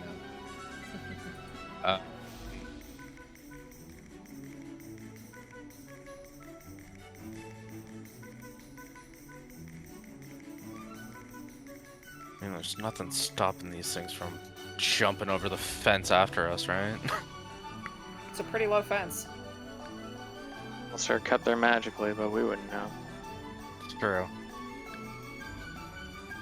I'm going to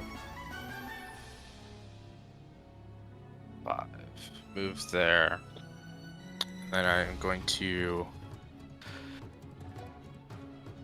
burn another key point to step of the wind to disengage. Wait, make sure I'm reading this right.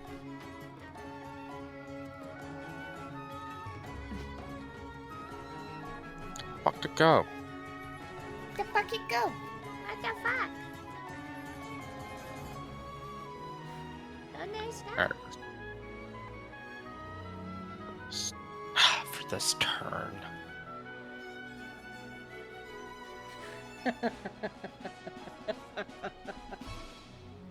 That's funny.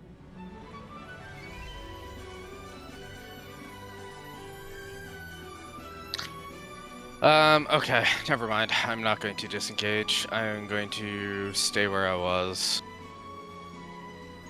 Because it's for this turn and not for until my next turn.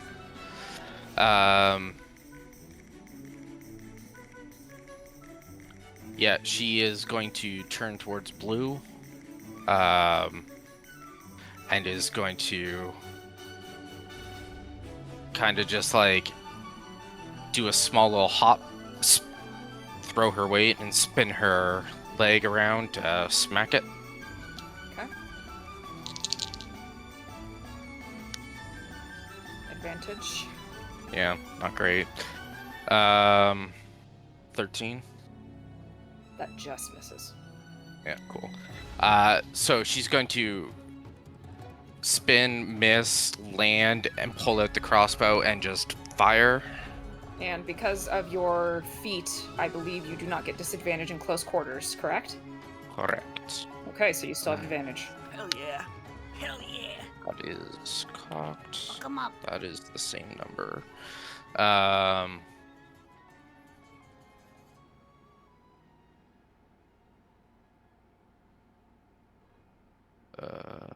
You make an unarmed strike. Okay. We'll deal with one thing at a time. 22. 22 hits.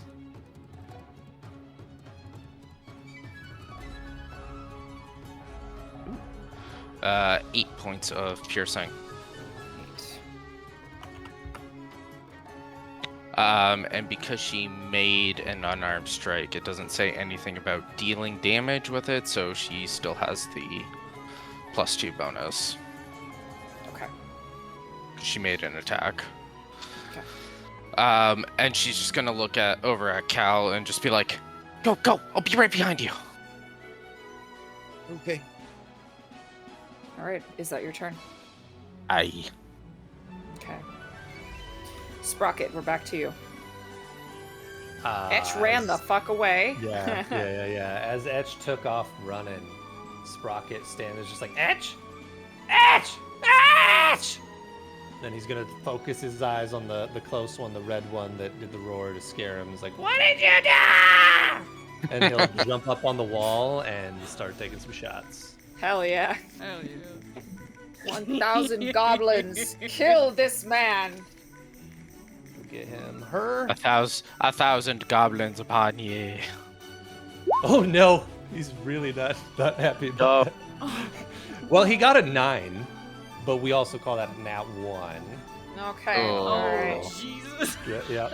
Really Everybody else- cinematic Everybody moment. else is rolling 20s except for Reese, who I think has Yeah. rolled like 3 Three nat ones. Couple. ones. Oh. Saving him for later. Saving him Poor for later, Reese. don't worry. Jesus. The It's Disney cinematic. nuts, man. He's in his feels. Yeah, you're okay? so upset that when you go to pull the trigger, you realize it's a crossbow, right? Yeah, light crossbow. You loaded and- the bolt in incorrectly, so when it goes to fire, it actually just discharges the bolt because you put it in such anger and haste that it just pops out. to be like cinematic for all of you guys, if you haven't, I don't think I described it last week. The crossbow's like the size of him.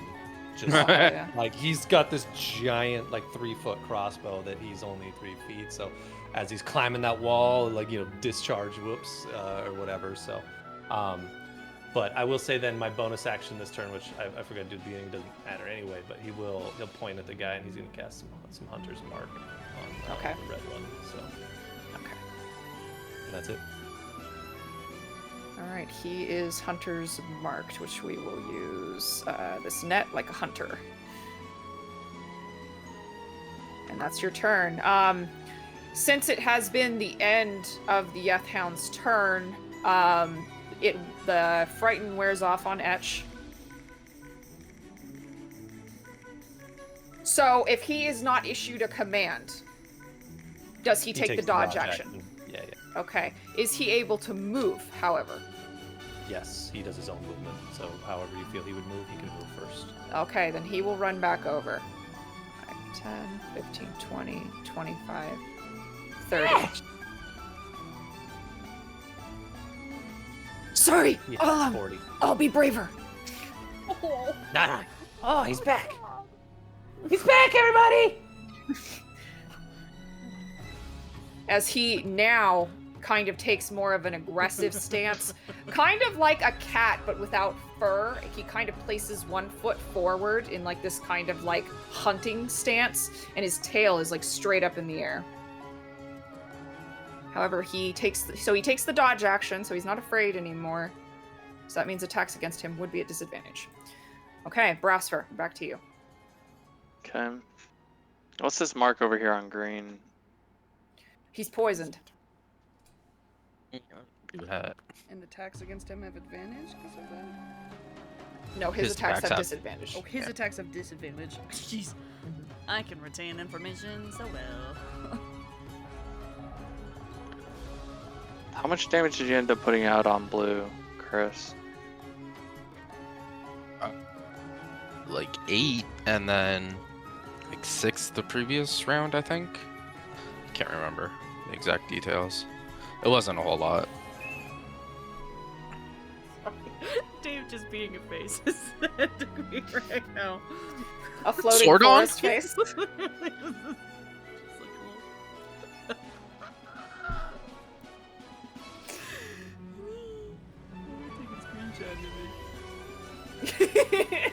do it again.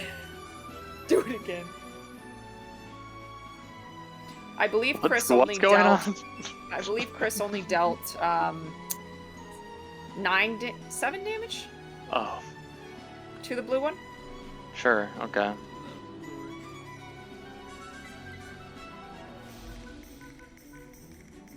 Well, I did 5 and 3, which is 8th Eight, this sorry. round. And then I hit him last round, so whatever that is. Alright. I can't remember what the damage I did last round is, though. Okay. I will say that the green one is definitely bloodied. Red one's bloodied too.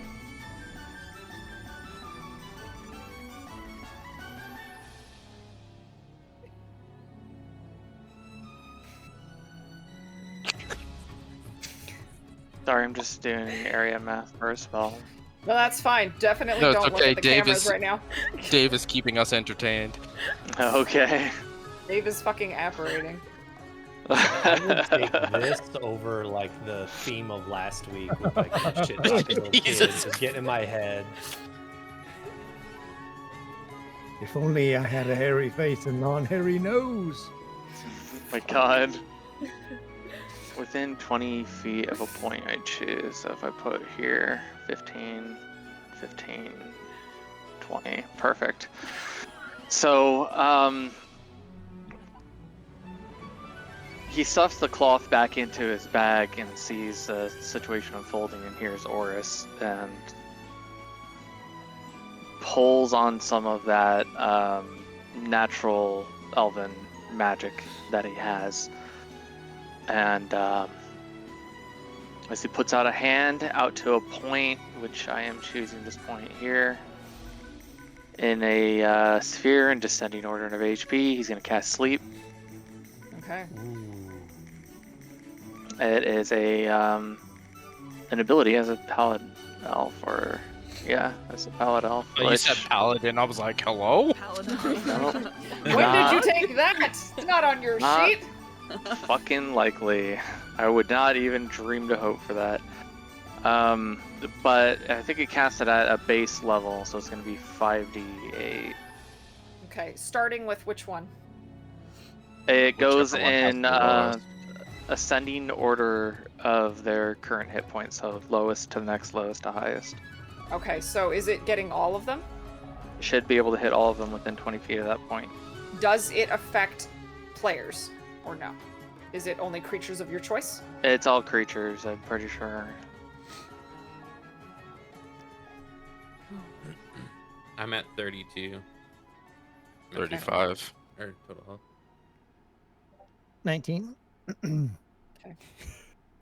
Who's in the bowl? Or Zach. maybe sorry, Oris. Who? Who's in the bowl? Who's in the bowl? Yeah, the bowl of Who's sleep. who's within range?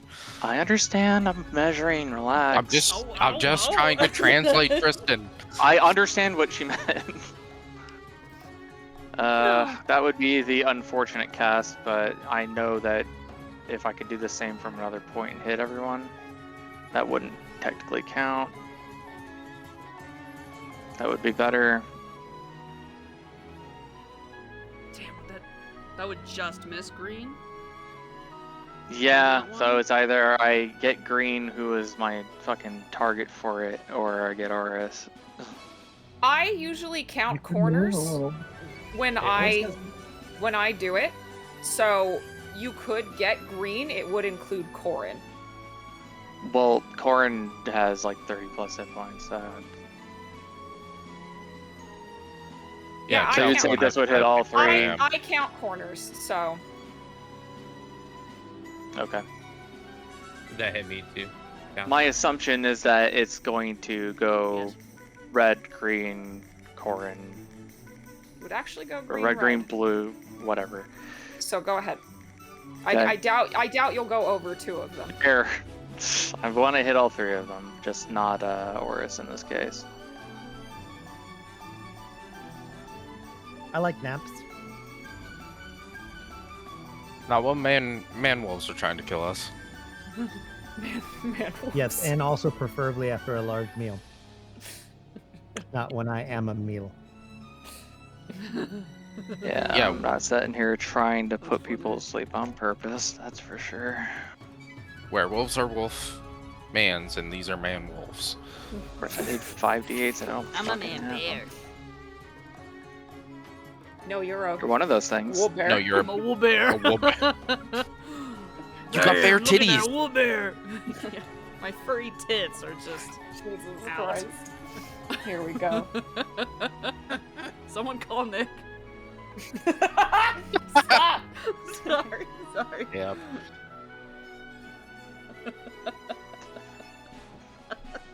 31 hit points worth. Ooh. Okay, let me see.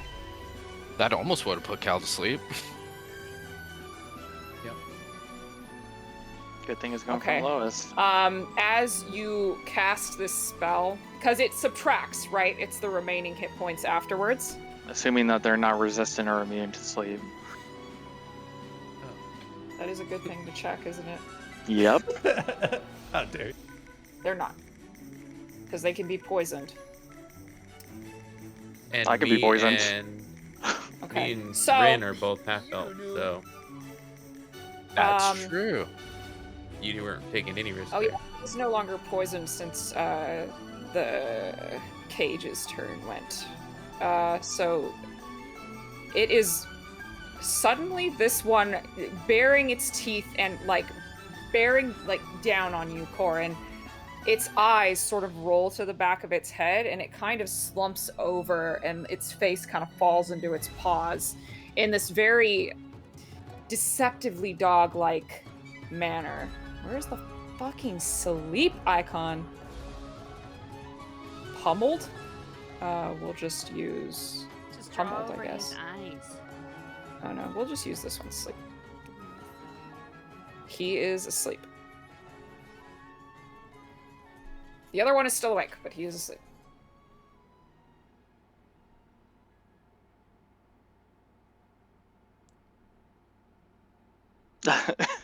Anything else on your turn? Just the green one. Whatever you adjusted the whole map and now the color is different. It's funny. Let's see. Okay, go cast sleep on that. That is an action for a bonus action.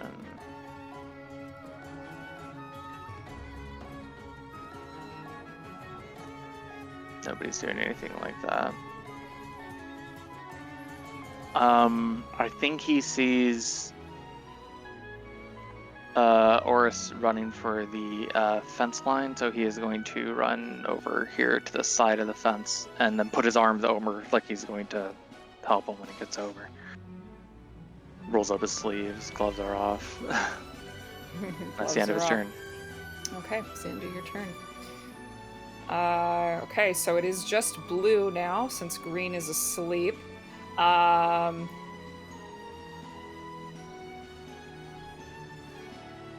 Corin, even or odd? Even. That's an odd. It is going to whip around and try and hit Caleros. Damn. Wooed. Fucking wooed. That is only a 10, however. Misses. Misses. Okay. Turns around, snaps at you, and just like Corin, you kind of deftly just take a step back, move out of the way. So that's his turn. He spends his turn eeping, and he doesn't get woken up unless he... How long does it last, Zach? Sleep? Yep. Minute, I think. Fucking, it's never worked, so I never thought to actually look at the effect. What is... I mean, fucking fair, man. yeah. Oh, if they're immune to being charmed, they're not affected either, but whatever.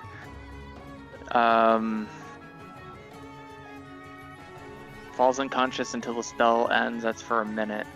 They can be shooken or slept awake. I suppose if they get like hit or something, that would be the same as being slept awake.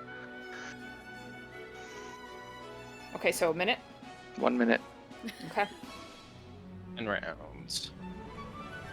9 now, technically. Caleros, it is your turn. Ren, I trust you have a way out of this, and then I'll bonus action disengage. I'll run right back behind my little barrel. I'll sheath my rapier I never used and pull my bow back over my shoulder and take a shot at Red. Okay. 14 to hit. 14 is exactly what you need. Ooh. Right. And that's going to be sneak attack his friends there.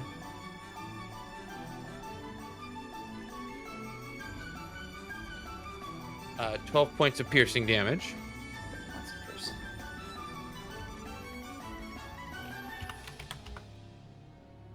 Okay, again, this very well-placed arrow that you get right in the scruff of its neck, and you see the end of it just come clean out the other side with a spray of blood. And then I'll end my turn there. Okay. It is Red's turn. Deandra is biting back, and it is going to see Oris running over into its line of sight. It is going to simply shift over to the side here, and it is going to try and bite you. Insert squeal noise. What is this net symbol on them? Hunter's Mark. Hunter's mark, okay. I'm also going to use my reaction. That is a natural 20. I am going to use silvery barbs. There it is. Oh. Savior. I needed that. Oops. 17 hits him, right? Yes. Does a 14 hit you, Oris? Yeah. The advantage is going to go to Miss Eldreth. Okay. You have advantage on your next hit. Okay. Or Oh, no, let me see it again. I'll decide that, sorry. That is going to be 13 damage from this bite. Got it? 13 damage. Oh, I got it. Oh, it hurt. Oh, that's 5 damage to him. 5 damage to him? Okay. It's not 1 is breathing over necrotic, here. if that makes a difference. No. 4 for the rest.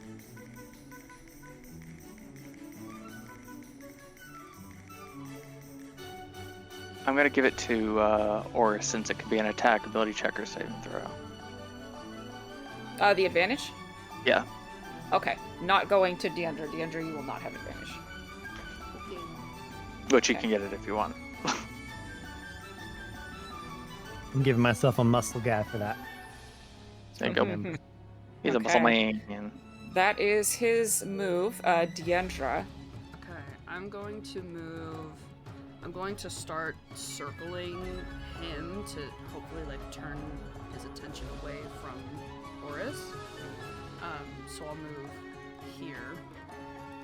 Okay, you will have advantage. So now I don't need advantage from Silver Barbs. I made my own. And then I'm gonna make. I'm gonna use both my action and my bonus action to hit him with strikes. So I Okay. can do that. Okay. Um, Crimson Right stays up, right? correct. It Oh, stays yeah. up until a short rest or a long rest. Okay. You got it. I don't fucking know. I read it. It stays up. That's a natural 16 plus 4, so dirty 20 for the first. Which is 4 plus so 6. For 10 damage for the first one, and then on the second one. Okay, that's a natural 19. Damn, I'm rolling hella low on my attacks. Hey, Pine. Please for- continue. Really? Oh, I didn't even roll with advantage. I mean, 9 points. you can- I can roll it again if you. If well, you wanna go for a hold 20. on. Oh. Hold on, because on that first attack, no dice. Tell me how you want to do this. Oh. Nice. Okay. I don't even need the 20s. I think Deandra's just like as she, kind of circles him. She's just gonna start, kind of growling and like mashing her teeth at him the way that he's been, I assume doing the same, before he bites people. And then it's on the first attack that she killed him. Oh, Because okay. you rolled 2 attacks, but you had advantage. So technically that was 1 roll. Does that make sense? I'm counting that as your advantage. Sure. So that sure. means you could still use your bonus action somewhere else if you wanted. Oh, okay. That's fine. And I think she was going for kind of an uppercut, so her claws just like pierce into its like underside of its chest, and then she's gonna drag her way up, and it gets kind of caught in his jaw. She like tosses her hand to the side, and he falls. Okay. Absolutely. Yeah, he falls to the ground. I missed the memo of not killing these. Whoops. He was trying to kill you. I'm just a bear. Fortunately, A I don't line think of- we saving everybody. As a line of blood kind of spills from this fallen creature out in like a splatter, like from where your claw came out, like a crescent moon around you, as you bring the claw up and just roar in this victory over this creature. Yeah. Is that your turn? You do have a bonus action still.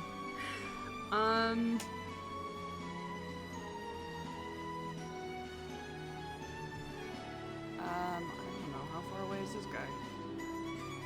Too far. You did already move. Oh yeah, that's right. I scooched. I forgot I scooched. You scooched 5 scooch. I scooched 5, which means I'm not gonna reach him. No, I don't. I mean, I don't have anything that's good enough. I mean, Nah, I'm not gonna do it. That's it. That's your turn? Okay, back to Oris. Oris, you look around and you notice that you are very hurt. I am bleeding profusely.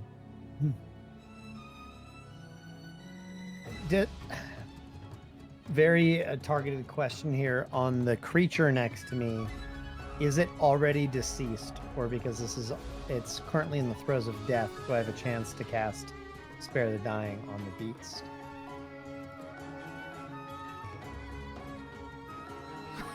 You Asking You the s- tough questions. okay? Yeah, it's important. You touch a living creature. It says, yeah, choose a creature within range that has 0 hit points. And So, isn't dead. for creatures, I specifically do not run death saves, Mhm. which means that it would be dead. But the dice tell a story, so roll a sleight of hand check If you beat a 15, I will allow you to reach out and cast it before the creature perishes, as Deandra kills it. Okay. I have a -1. Yes. You got this. You have advantage. That is true. No, you don't. You don't have it. It's an attack that you would have advantage. Nope, it's attack ability check or saving throw. For silvery barbs? Do you want me to post it for you? I just don't. It's just usually it's Silver casting Bog is combat, so OP, the next yeah. thing that comes up is an attack roll. Right. She can see within range. Ability. Yep. You could have advantage on this if you wanted. Okay, well, I got a 5, so I'm going to go ahead and roll that at advantage. Okay, go ahead. Roll it again. Also, I don't think you get a choice. I think it's kind of like you have to. 12. 12. Ah. Wow. You reach out with this magic. It does not take. You are not quick enough.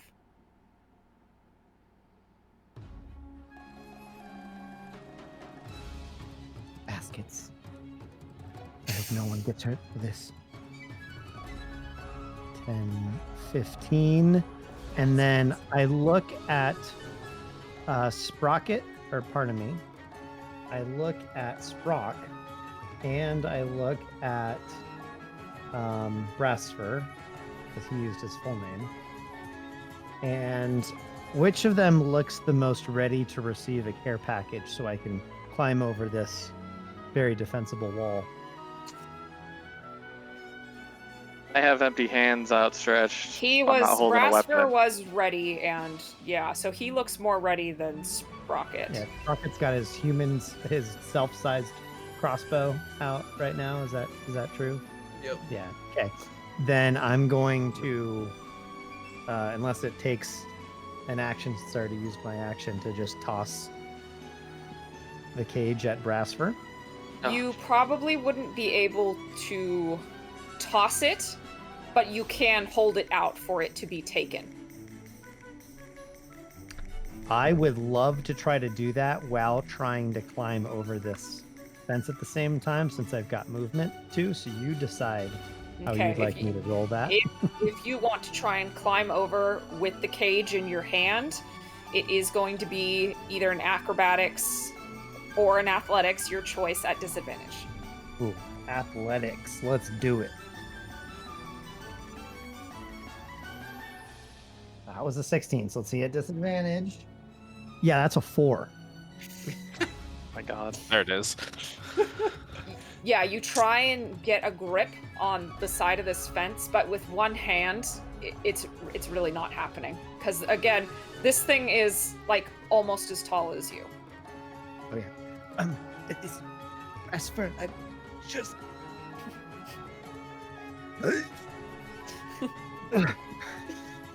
And that's my turn. Okay, Corin, we're back to you.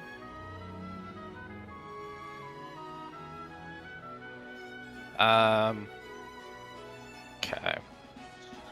I don't want to draw it over towards where they are.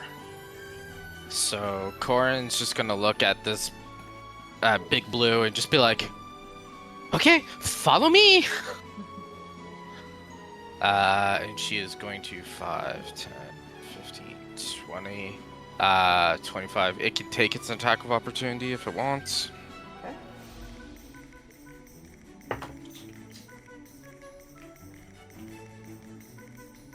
That is a 14 to hit. That misses, thankfully. Okay. Mm-hmm. And then same sort of thing. It like, she's kind of like trying to like keep its attention, and it like snaps at her, and she just like turns away. And as she turns, she just pivots and is gone. And that was 25 to get there. 30, 35. 55 will get her there.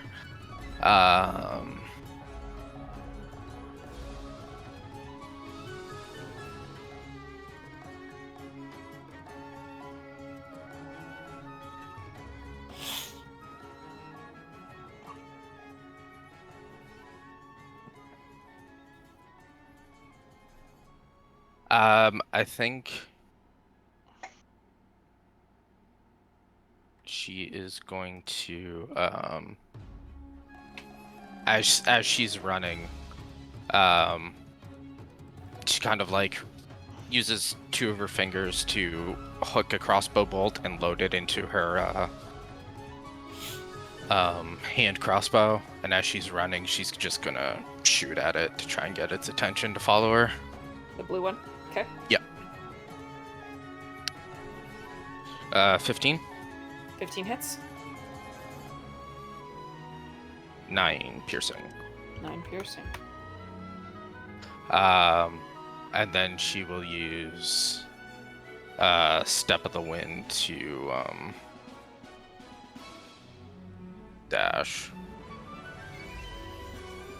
And her jump distance is doubled, so I assume she can just jump over the fence. Absolutely. You could climb over the fence too if you wanted, but yeah, if you want to flavor it for jumping, then absolutely. So that was 55, 60, 65.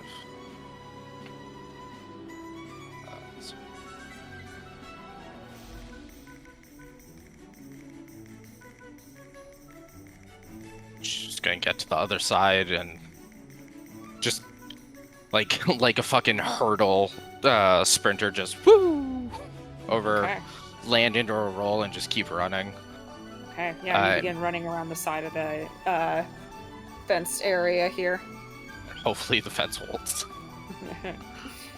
Okay. Anything else? No.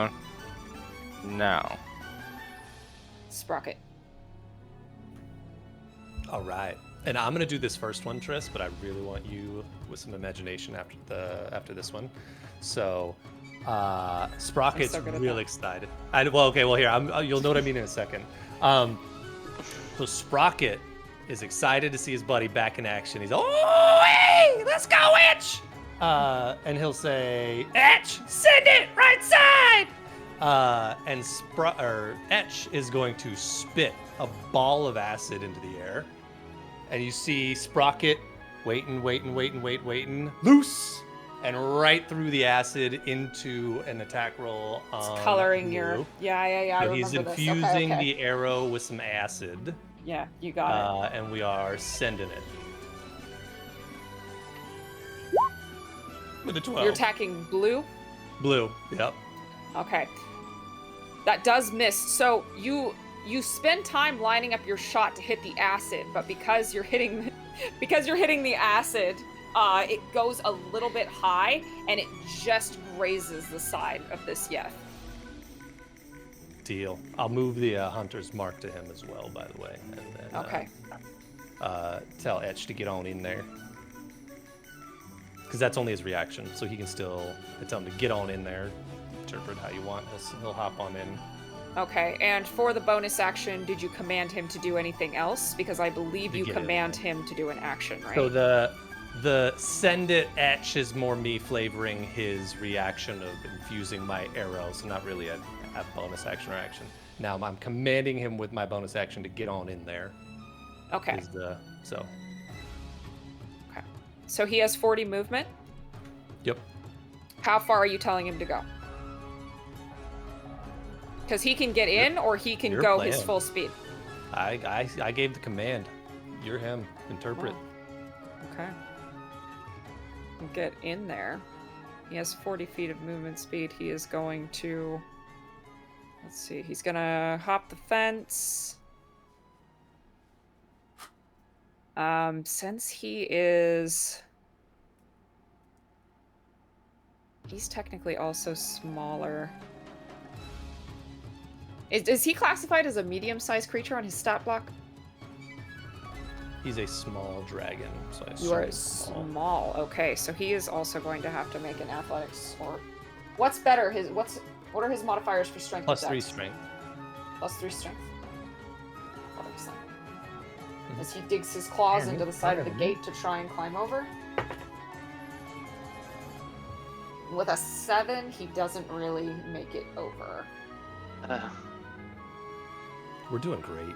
So, Just on either side of this fence, just small creatures, just. so yeah, so he Scratching kind of at the can't gate. get over, so needs to he's go gonna potty. try He's gonna try and move over here, though, to get closer to you. Fair enough. Okay. Anything else on your turn? I believe that's reaction, bonus action, all of it. and everything, Yeah. right? Okay. Technically his reaction, but thoughts on that. Right. Brasford, it's your turn. Okay. Oris is coming for him. Did you say he was holding out the birdcage? I'm He is just holding kind it. of climbing with it. Oh, Kind of climbing with it. Yeah, but it's. I mean, I called your name and I'm like trying, but I'm not making it easy on you at the same time. Yeah. I'll say that if you wanted to reach for the cage, you could take it. Okay. I mean, easy enough. I mean, he's quite tall. He's probably gonna lean over the gate and grab the bird cage in the very least. Okay. Oris, do you give the birdcage over willingly? Okay. Oh yeah. You take Oh. the birdcage. Mine. Thanks. I need 2 hands for this. Here we go.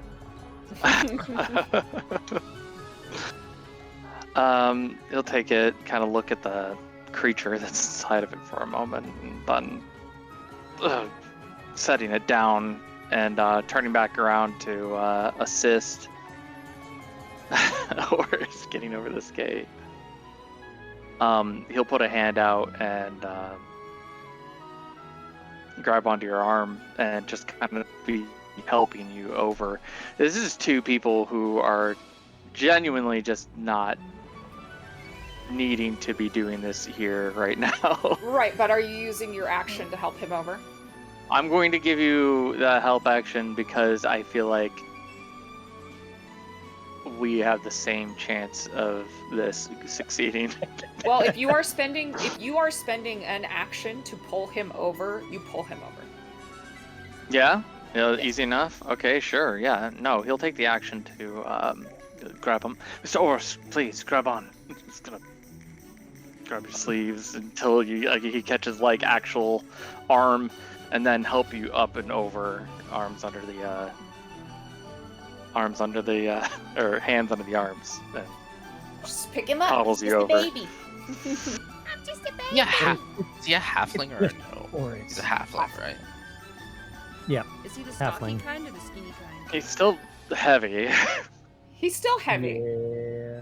but he is trying to get over the fence, and you are using your whole action to pull him over. It is only a 3-foot fence. I'm really only challenging the smaller people to get over the fence, unfortunately.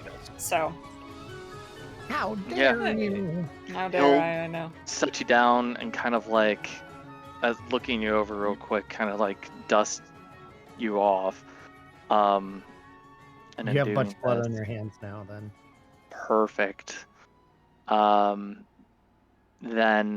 he is going to use a first level cure wounds on you. So as he kind of like dusts, he gets some of the blood on his hands. It's like, Mr. Hovel, you heard.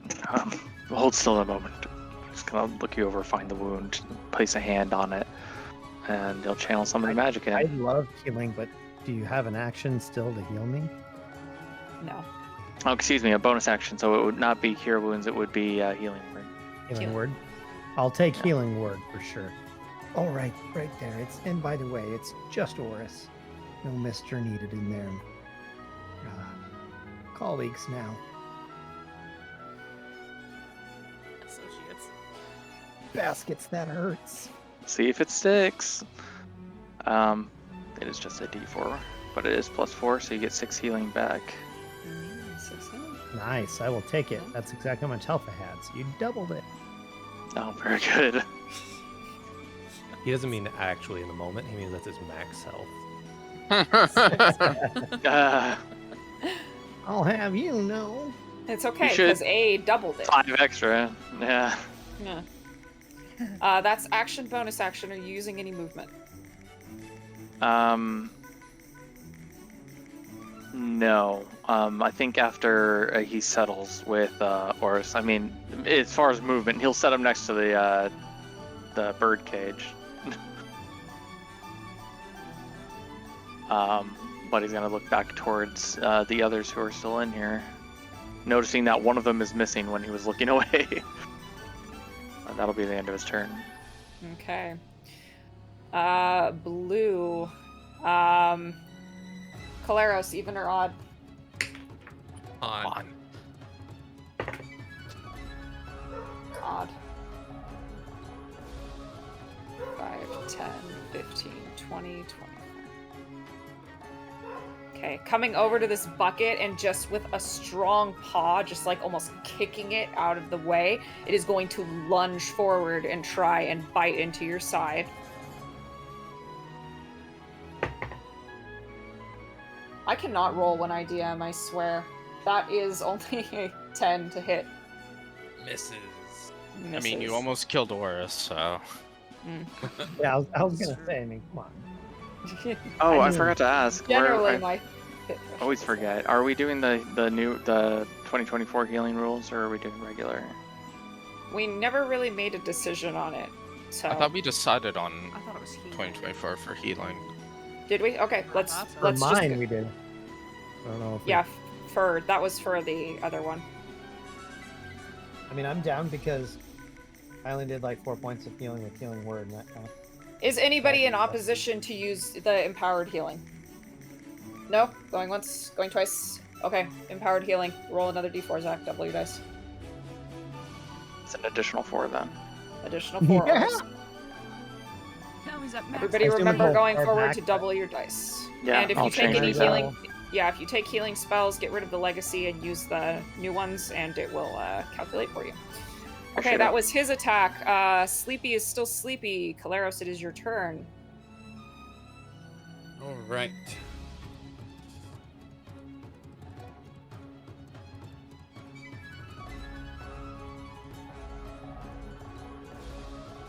All right. Valeros is going to shoulder his bow, take his rapier out again, and he will go ahead and try to stab this ugly beast. Okay. Are you going to incite him? No. Okay. That is a 9 to hit. That does not hit. It lunges in at you so quickly that you almost kind of lose your footing, even though you move out of the way. Okay. And then I will use my bonus action instead to disengage again. And I will hop, skip, jump over the fence, however you want me to do that. Okay. 10, 15, Okay, you're out. 20. Stop there. Glad to see you made it, Rin. And then I'll end my turn. Okay. Red is dead. Deandra. Ah, Cool, cool, cool. I guess we're leaving. Yeah, the only one so- still in the ring. Yeah. I'm just gonna ignore my bloodlust. And I'm just gonna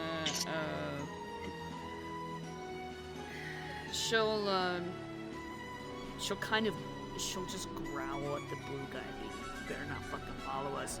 And then she'll get on all fours and like bear run, jump over Hell the yeah. fence. Which Probably barely make it over. yeah, okay, buddy. Which I can do. I'm gonna land. I'll land somewhere around here. I think since I have that movement too. And then I'm just gonna wait to see if the blue guy follows us over the gate. Okay. Are you holding an attack? Yeah, I think I'll yeah. I would. Okay. You hold an attack for if that would be if he comes within range of you, you will be able to use an attack. Right, okay. Yeah, that Okay. I'll be holding my ataxies for that. because I feel like he's gonna try to follow us out here.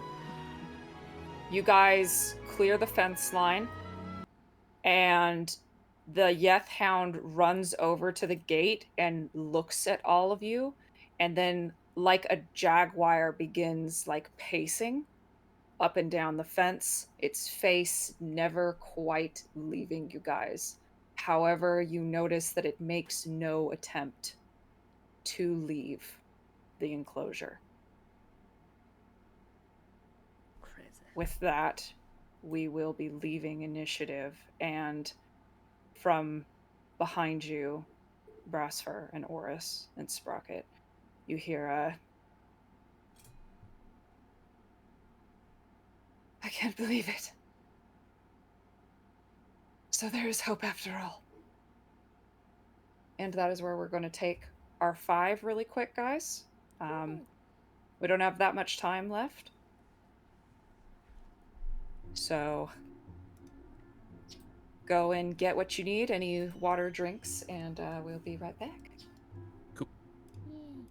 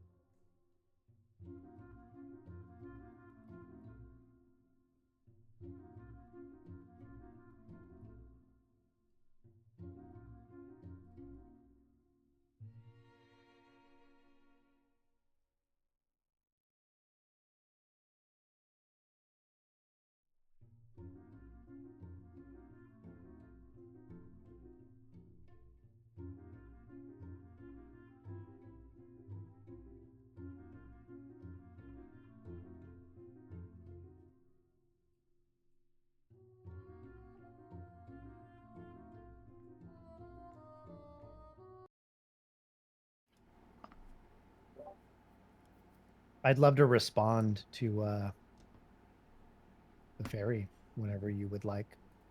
Yeah. Absolutely. She said there was hope after all, right? Mm-hmm. Horace is just gonna slide his back down against the gate, bloodied and now exhausted. Well, new friend, hope is kind of like sourdough. It doesn't look like much at first, but you give it warmth and time and it'll rise.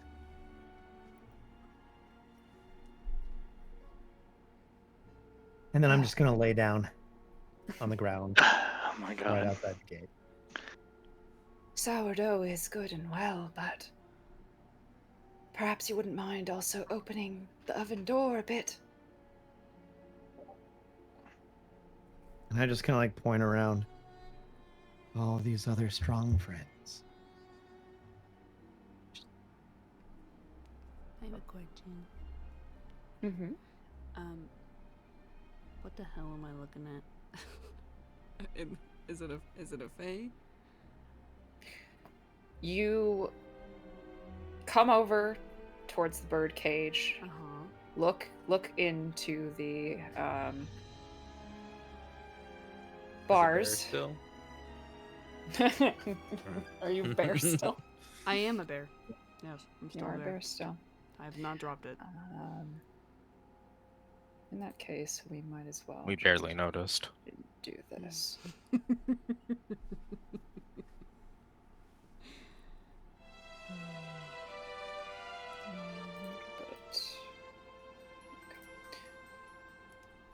Inside of the cage, you see. Did everybody get that? No. Not yet. No. No.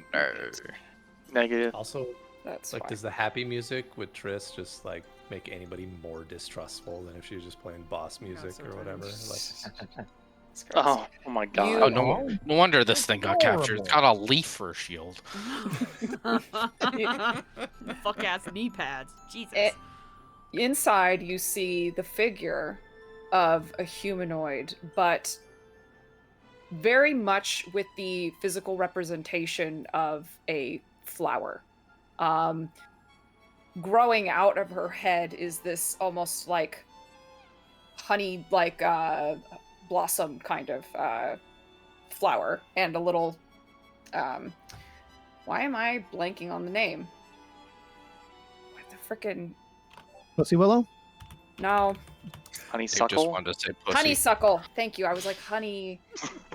You said everything, but She's got like this honeysuckle kind of like flower fixture that is growing off of her. It is part of her. It is and her skin is like this very like gentle, like yellow, like white, kind of like creamy color. She doesn't have the leaf shield really, but she is clothed in leaves and like berries around her neck. And she looks up at you with her hands kind of holding on to the bars. That really was quite an impressive show, I must say. I had given up hope that anyone else would wander in. I thought it was my end. you.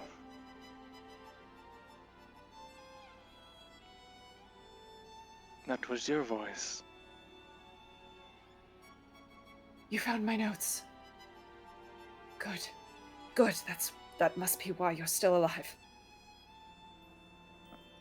Yeah, he'll produce the paper out of his lapel. The one that isn't wriggling away this time. When I was captured, it took most of my energy to send it out and break it apart, hoping that the right souls would find it. And lo and behold, the summer is warm, the summer is good.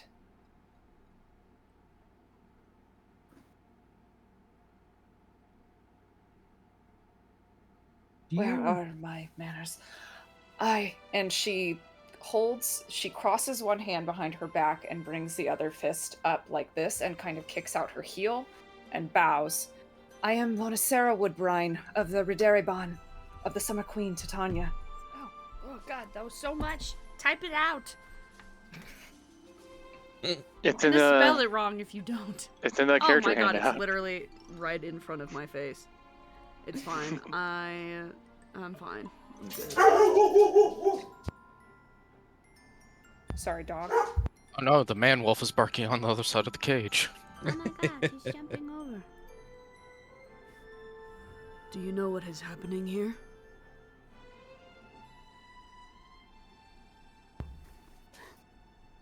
Well, in the broadest of terms, yes, I suppose I do. Quite a shackling more than you, I'd assume.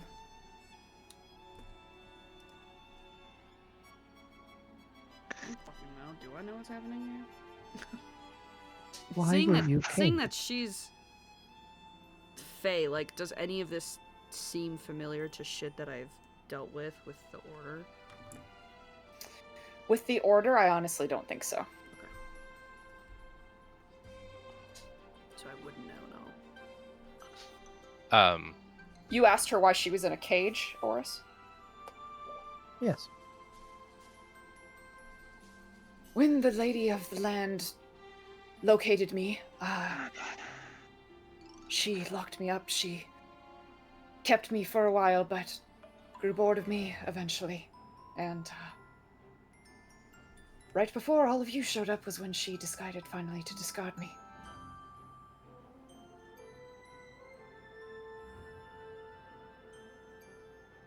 Was this? I think.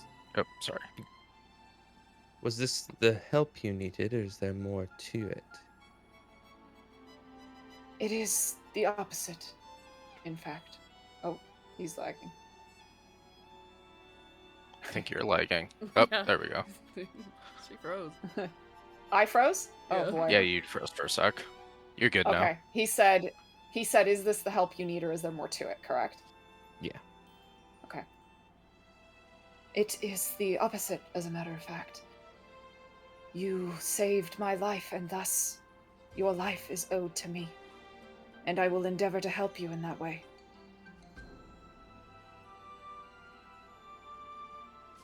Life Did you for get life. that backwards? I beg your pardon. Backwards. We helped her, right?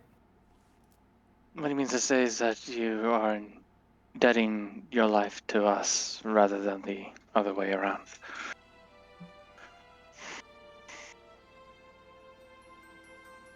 Oh. Is it our internet? Our internet is bad. It's just you, I think. Yeah, you froze for a sec, but you're good again. Am I wrong? Did she say that backwards? I Or think am I she wrong? meant it the other way, but she said Okay, it. okay. Yeah. I don't know if that's a Fey shit or not. Is why I'm. She is indebting her life to us, correct? Rather than the vice versa. Tris, Tris, can you hear me? Tris is just stuck in limbo. Yeah, I did. It just went red for a second. It is back to green. So, you explained it right. You saved her life. Her life is indebted to you. Okay. Ignore what I said. Because that's some real face shit right there. I fucking love that. Yeah. Your camera is stopping, but your voice is still coming through. Okay. Yeah, it's coming and going. Just what she hears from us might be delayed. Yeah. You look fine now. Everything's going good on my end. Yeah. As Corin and Cal were kind of like jogging to catch up, she would have like hit a little like, trigger on her crossbow, and the like little bow sides of it would have like snapped shut. She sticks it back in her jacket and tucks away the dagger, and like holds out a hand, kind of like he did similarly earlier before when he went for a high five, but she's going for a low five. And she's just like, nice job back there. Yeah, you as well. I'm glad you made it out. And then he says his bit, and Corin just like takes a closer look, and it's just like, and like zooms over to the side of the cage and like holds it up. Oh goodness. Is there like a latch or anything on this There cage, is. or Mhm. she'll just kind of like stick her finger in there and like unlatch it. It's specifically from the front, so she couldn't Oh, I see. get to it. You know what? That makes Also, way more sense. also it's pretty heavy, so you're able to kind of Yeah, push it up. I guess I'm underestimating the size of this cage. It's pretty big. Than what I'm imagining it. Yeah. Yeah, she'll unlatch it and open the door, and she'll You open it. she'll like put her hand out. How big is the little plant fairy? She's probably about 6-7 inches. So It's like head height. yeah. Yeah, she'll just like hold a hand out for her to like hop on or exit however she wants. She kind of hops out, and her little feet touch upon your hand.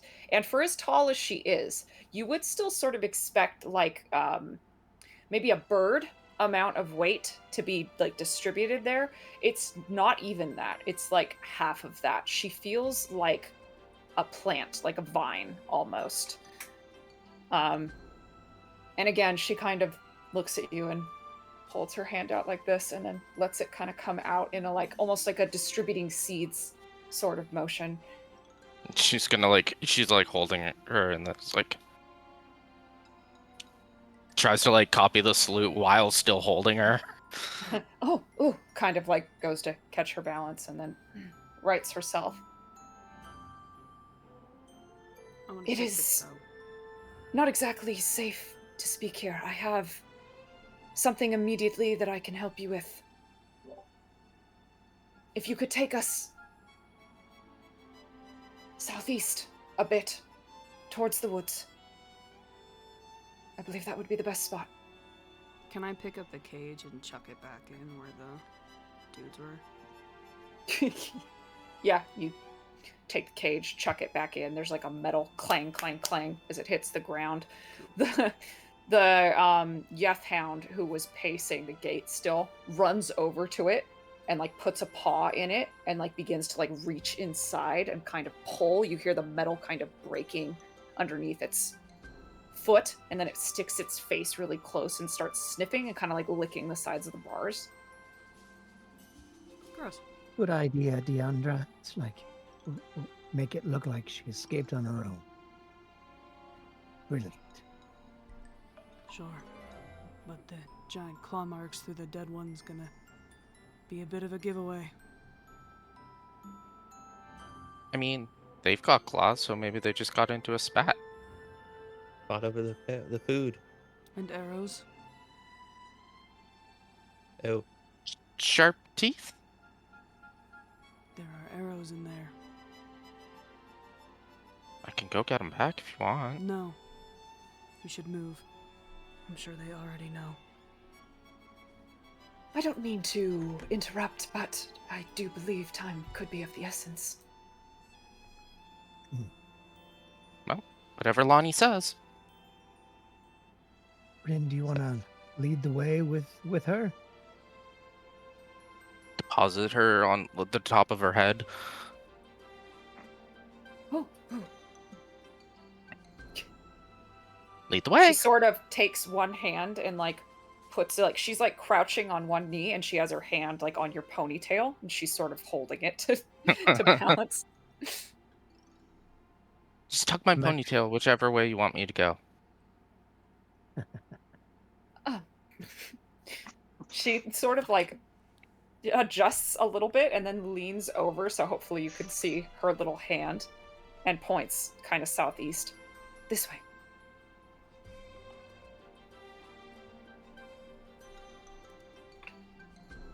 Start going that way. We go. And yeah, go ahead.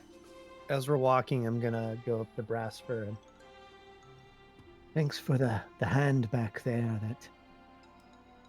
That's quite a sturdy gate. It is no trouble, Mr. Hovel.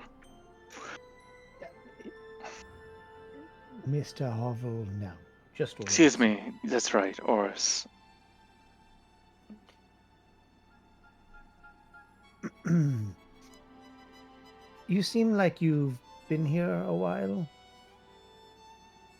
You knew the Faroes. Yes, I've been here practically my entire life. You know, I traveled quite a ways based on the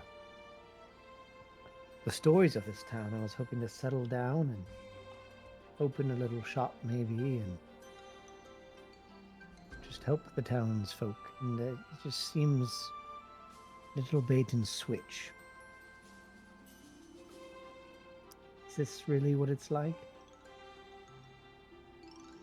Things are most certainly not the same as they were when I left 3 months ago. I don't think I would leave anyway. You know what they say? Polished and unpolished rocks and all.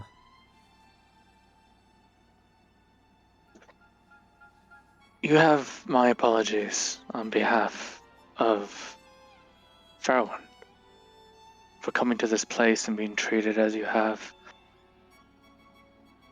I seek to right this wrong, and if you do as well, then you have my support. I would love to show you the hospitality we can truly share here. Speaking of, when we reach our destination, I see you still have some injuries to tend to. Please, allow me to return the favor at least by keeping you healthy. I have a feeling that you always look outward to care for others and never look inward. I believe it isn't so much looking out as it is looking into a mirror. To look outward is to look inward. Ours. I think we are going to become quite close.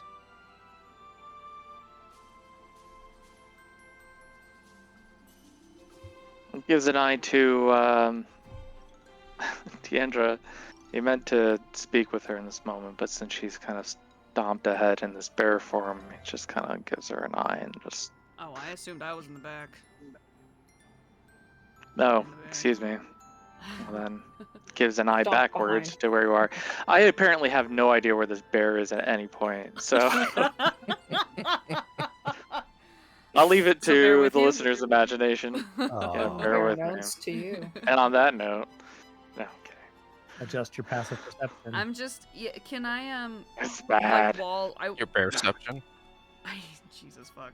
I stayed in the back because I wanted to just sniff around and check like if there are I don't know, like people following us, if I could tell by scent if there's another scent besides the ones that are with us that consistently moves with us. Okay. Do you get advantage on scent things while you are a bear? I with I mean, no, not when I'm a bear, just with my heightened senses. Out in and out of bear form, yes, I get advantage if it's relying on hearing or smell Hearing or because of smell. my heightened senses. And it depends on which, so if it's perception, then yes. Okay. Yeah. You want to sniff for some people around in the area? Go ahead Yeah. and make a perception check. So with my heightened senses or whatever, I'm sniffing. Copycat. Which, yikes. You call it a copycat. That was better. Just didn't know Willis this 16. game. 16. Your nose flares. You find the wind and you turn towards it. I made her before. There are that. Just saying. there are a lot of things that you pick up on. You smell blood, for one, very strong around where this Yeth Hound has died recently.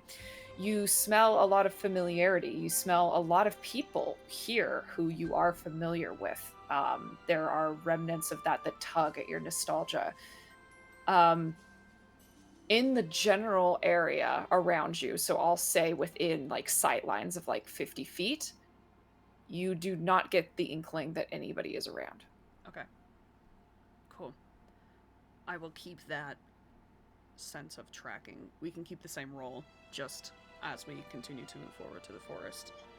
A continuous. She's like on all fours, like. That is literally what I'm doing. Yeah, Brett, I'm sniffing in Brett's the were air. like looking behind, I'm being turning like, Miss around, Soap. Nope, like, busy. Yeah, I'm huffing as bears do. I'm trying to look as I have my weapons and shit still on my back, so I look like an armed bear, but I am on all fours, sniffing. You'd still have your armor and stuff too, right? I think so. She's The just art a I bear found lady, wasn't let's like go. an armored bear, because the ones that I found for those were just like weird, and I didn't really like them, or they were like all dudes. So I tried to have an androgynous bear. Turn into a dude bear. I'm a dude bear now. Dude. Okay. So that's what I'm spending So- this entire time doing. For the sake of this, there are the front gates here. I have you guys on the map, right? I do. There are the front gates over here, which is the main form of entry. It is the biggest gate. There are a few side gates that allow entry and exit from other points in the domain. Most notably, there is one over here. That's right by where we were, right? Weren't we in that area? Yeah. Okay. You guys were over in here, essentially. This area is where the pens were. So you're only going to move a little bit over here. You move, opening the gates, this big wooden gate. They're not locked. They're not secured. All of you know that whenever you try and leave this place, you just circle back. There's no point in trying to keep anybody in because you can't leave. So, about... Wait, what? But we can't leave. So we... Wait, so we can't leave? So we Yeah, can't but- go eat. I We thought you got were the taking pixie, it out. so we can can't leave now. Yeah, we're Hotel going California, southeast. baby. It is canon though that Oris does not know that. But he is out trying to leave. Okay. Oris doesn't know that. So you guys step outside of this gate. And like I said, admittedly, this is a kind of smaller gate. It probably wouldn't allow for a large cart to pass through it or anything. It is a set of double doors, but it is more like probably maybe about like 10 feet across open. And as you step out into the woods, just kind of on the precipice of the woods where the trees begin to start to fill in along the tree line, the grass kind of begins to rise up in points where it has been untrodden. There are definitely a few paths that almost would look like deer trails, but are more Deandra and Brasfer, you would know, are like hunting trails that people occasionally go through. But it is still relatively untamed outside of that in this point in the forest. The Faroans and all of the families within have always lived alongside of the forest, not attempting to conquer it or make sense of it, but alongside it. And as you kind of step out and get a little bit of a distance away from the gate, probably about like 10 feet or so, Lana Sarah kind of taps you on the top of your head, Corin. Here will do, I believe. You'll just stop or walk, stop, and just turn around and put your hands out to like tell everybody to stop. And she sort of hops off of your head, and she does a very like almost like a leaf, kind of like sways back and forth, and then kind of lands very gracefully upon the grass. And she takes a few steps out into this kind of open space and produces from her little satchel this seed that's about as big as her hand. And she takes it and she holds it between both of her hands close to her and closes her eyes and that green magic begins to kind of light up around her again. Just completely like a blur bloom effect completely around her as this little seed also begins to light up. And as it does, a little sprout begins to crack and bloom from the side of this seed. And then she kind of tosses it out into the dirt. And for a moment, nothing happens.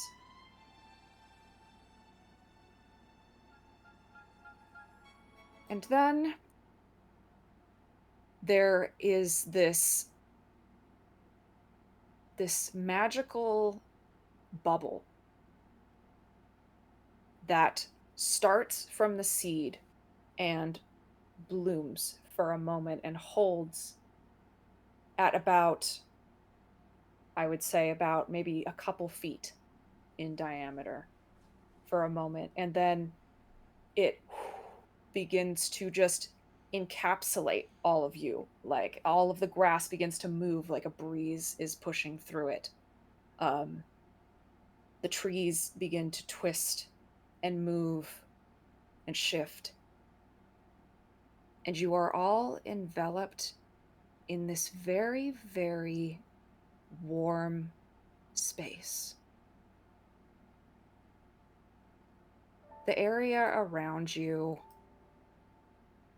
sparkles as if fresh dew has landed on the bushes, the trees, the grass. But all of it is very gently warm, as if the sun were shining down upon your back. It is a friendly magic. It is a comforting magic. And as you guys all come into this space, looking up this bubble that has formed around you, even though it's dark and you can still see past it outside into the forest, you can see the line of the gate behind you, but there is almost a starry sky that is just imprinted upon this magical effect that is sitting like a dome over you and covering you. And Lanacera turns to you all. A life for a life. If you need rest, comfort, and sustenance, you need only come here. I will endeavor to keep this place a sanctuary for you, where you will be untouched by the unseelie and the tricks. However, there are stipulations. Should anyone other than you all, or anyone you deem unsafe, come within a certain radius of this place, you will not be able to enter. It will not appear. For that reason, when you come to rest, you must make sure you are unfollowed. You must make sure you are alone.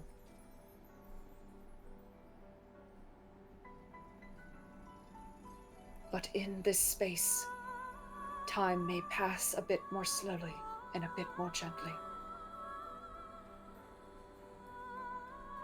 I regret to inform all of you that it is not within my power to grant you leave of this place.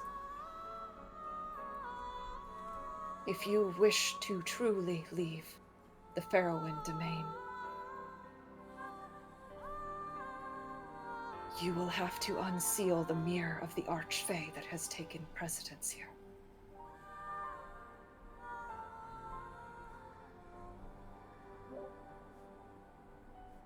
Oh boy, that leaves me with a lot of questions. As Corin raises her hand. Lanacera has, for as small as she has a very formal posture.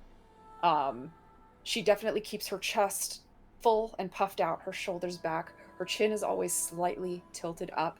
She does have a small, little, almost sharp-looking, it almost looks like a wooden pick at her side that she sort of rests one hand upon.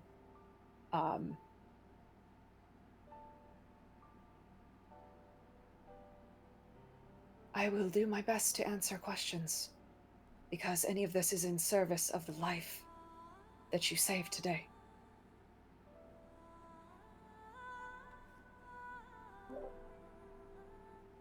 Well, my new friend Rin over here has a few, but let me just ask this one while we're waiting. Can I smoke in here?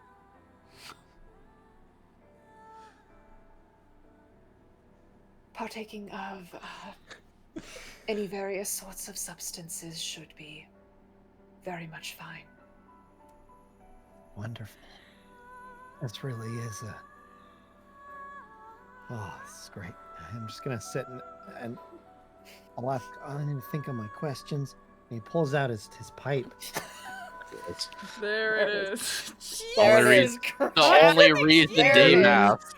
There it is. It's fucking hot. Zor's pipe. Here we go. That needs to be like half the size. I guess for This him is it's like pretty in big. real huh? size. And he's gonna sit down and look at It's a Rin. grown person's pipe. Oh god. Everything looks bigger in a halfling's hands. That's what I'm saying. He's fucking gigantic. God. That's crazy. Yeah, Rin's just gonna kind of like look around at this place and just be like, "What is this? Where are we?" This is known as the Summer Bomb. It is a sanctuary for those in service to the Summer Queen, Titania. It is Like an she's ability only that I have to produce with her power. like she's only the queen in the summer. In the Summer Queen's realm, summer is eternal. Summer is everlasting. Sounds really hot. You'd be surprised.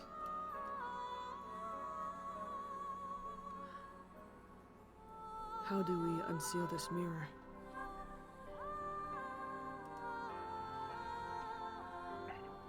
Perhaps you have noticed at this point. You are not...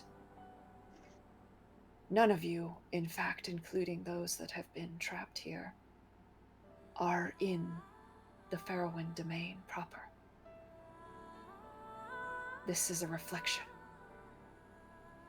You are inside of her mirror. Cool. Huh? Oh, is that it? Who is this being that has trapped us here? For that, I do not know. I know that she is powerful, more powerful than I expected. As I was traveling, I came across a surge of unseelie power, and as a knight in the service of the Summer Queen, it is within my obligation to investigate such disturbances. When I broke into this place, her power was much greater than I anticipated. I did not expect her to be an archfey in power. That is all that I know, because only an archfey would command their own domain as such. And I knew immediately that this was not the Farrowwind domain, but a contorted, fake reflection.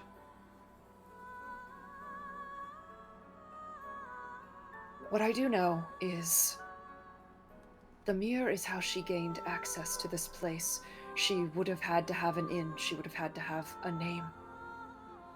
And unfortunately, I believe that is where young Imblin came in. She took her name. She took her identity. And then, once she had that, retrieving the names of everyone else would have been easy.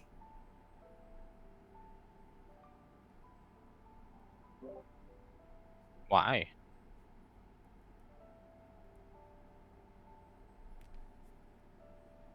It is in an Unseely's nature to seek power over mortals. With beings of such long lifespans such as they, many of them contrive joy out of the suffering of others, and I believe this is one such case.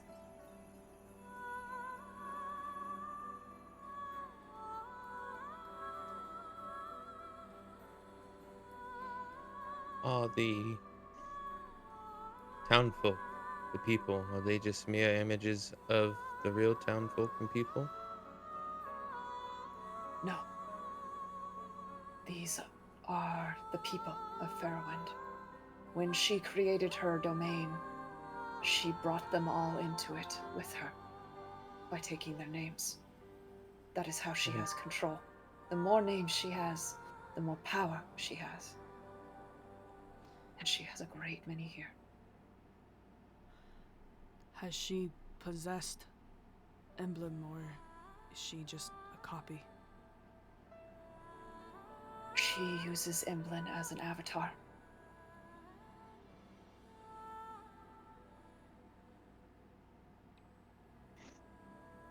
So if we hurt her, if we you hurt are Emblem? thinking is... No. The child would be somewhere else in the Feywild. Oh, shit. But the people around her are real. You could call her Emblem in a matter of speaking because that child no longer has her name. She will no longer know who she is or where she came from. When you give your name to an Archfey, you lose yourself. Can you If get we it just back? change everybody's name?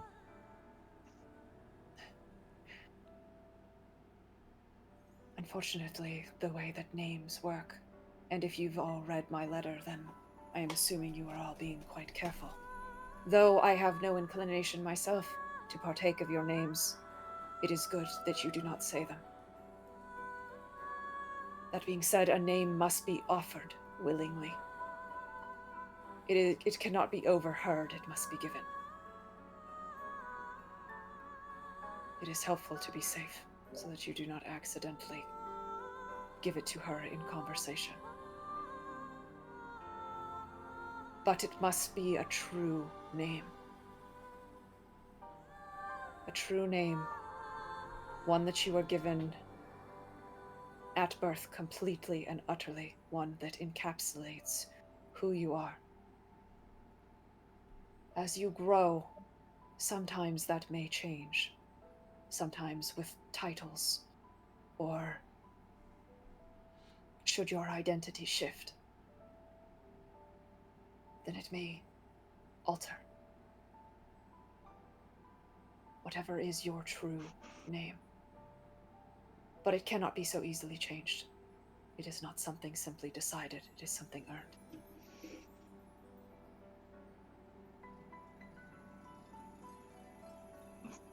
Lady Woodbrine, this Emblem is only 8 years old. This must be something that can be done. She can't be simply lost.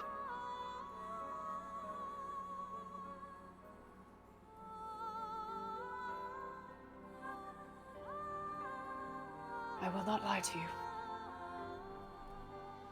There are many dangers in the Feywild when one does not know etiquette, when one does not know, when one is so young. But Unseelie aside, there are many kind-hearted peoples of the Feywild, and should she run into one of them, then I'm sure she will be kept safe. We You are are all in so heartless. connection to these people, aren't you?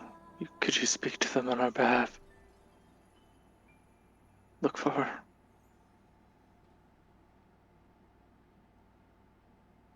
speak to my queen on it, if and when we are able to leave. Nothing gets out of this reflection. Not until the mirror is reformed and destroyed, and we can emerge back into Fairwind proper.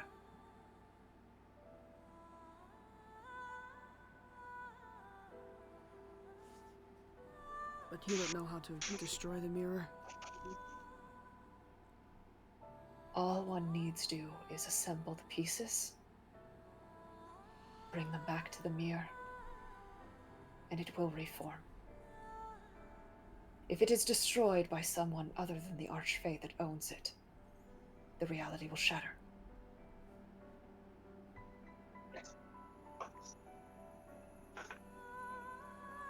Did she say how many pieces? Just now? I was writing. From what I could tell, I believe there to be 4 pieces.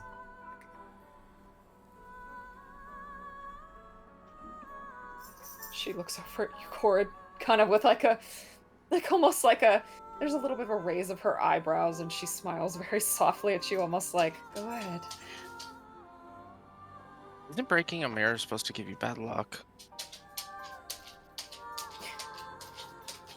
I would assume the bad luck worth it in comparison to being here.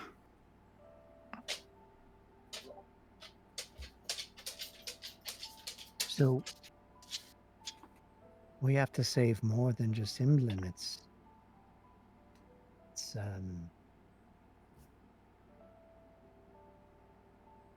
what was her name? Emir and everyone of the court. The whole town. They're here. What's the difference? Emlyn is missing. She's lost in the woods somewhere. But they're here. It starts.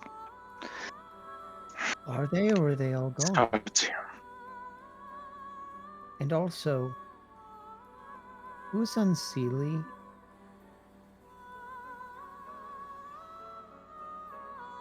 To give Yeah, the I'm a lost extremely condensed version, there are 2 courts of the Fae. The Seelie and the Unseelie.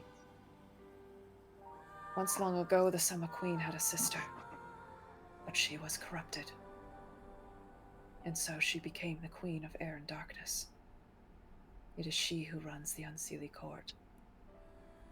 And she who encourages those among the Fae who would pursue more nefarious inclinations. Thus, why the Summer Queen makes it her and her Ridere bond like myself. Our job to limit her influence where we can. So everyone else is still themselves. Or they all lost to the Feywild as well. She places a finger underneath her chin. They are here, but they are owned. Their names are given. They are puppets, though their bodies are real. Should you strike them down, you would kill everything they used to be.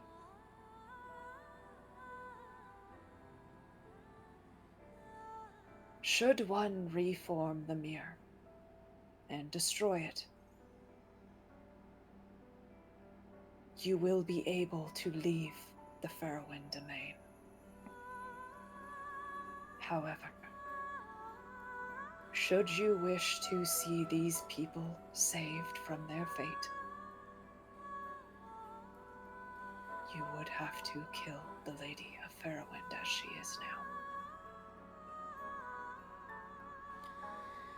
She has great power while inside of her reflection.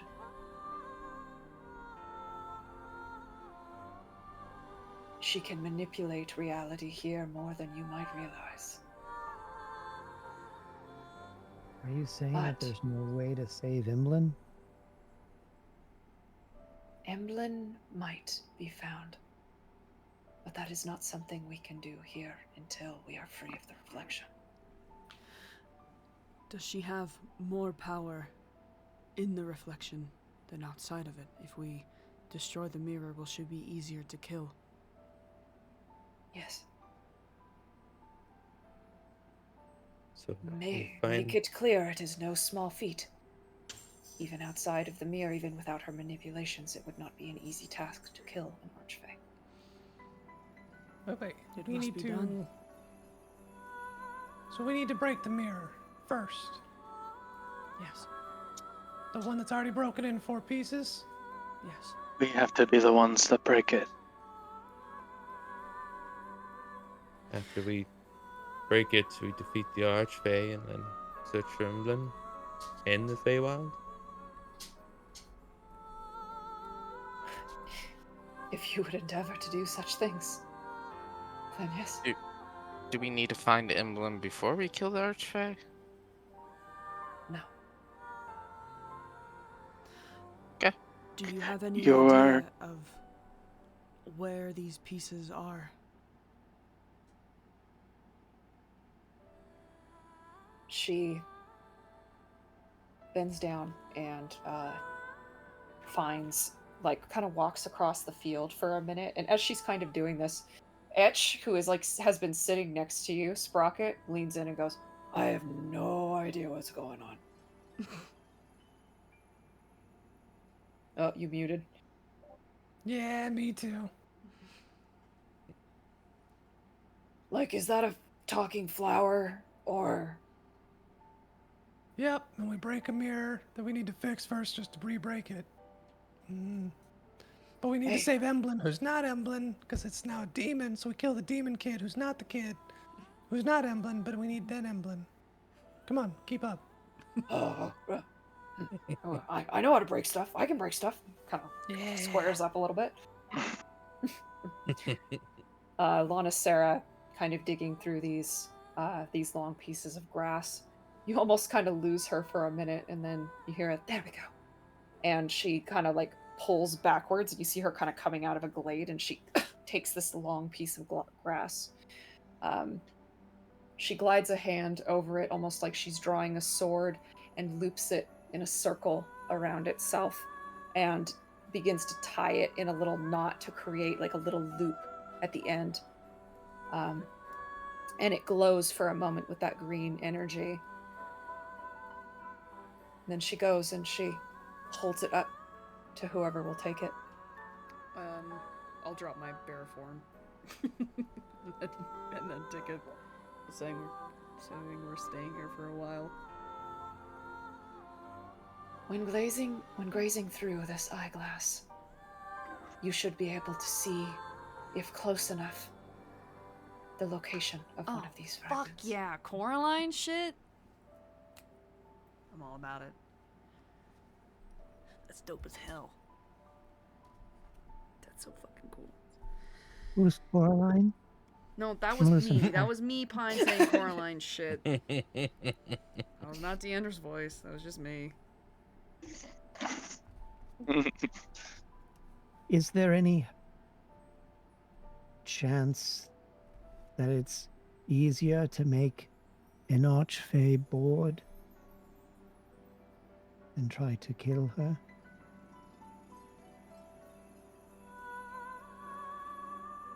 I believe when she becomes bored of you, she will kill all of you.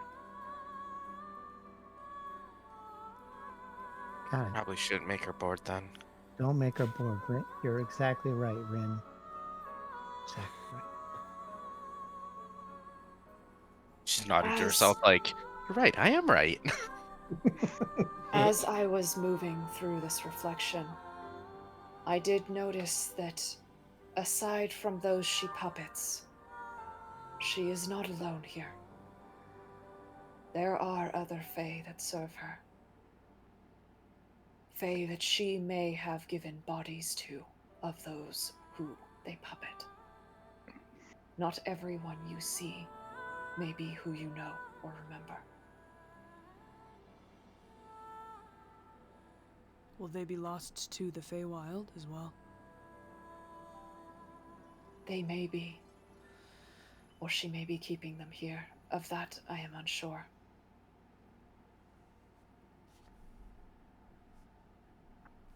You will need to be discerning if you wish to know which of them are real and which of them are imposters.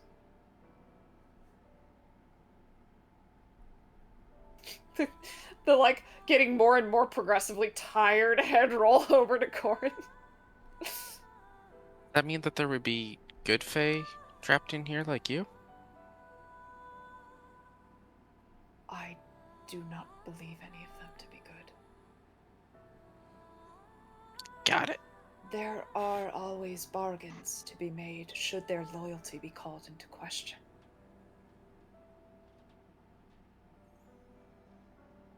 But that is a gamble. A lot of times, a trade would need to happen, a bargain, and that is a dangerous game to play. Owing a Fae is no small feat of word. It is no left-handed promise. It is a bond. It is an oath. And should you take it lightly, you will regret it.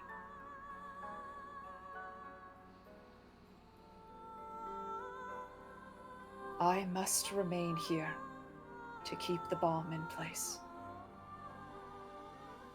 When you travel into the reflection, you will only have each other.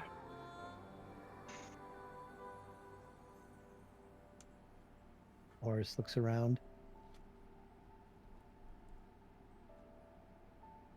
It's like our own little family.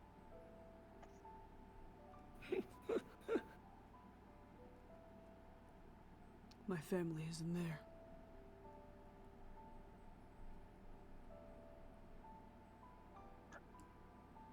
When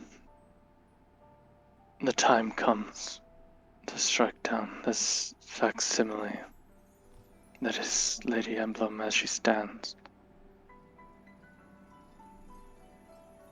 what assurance can we have that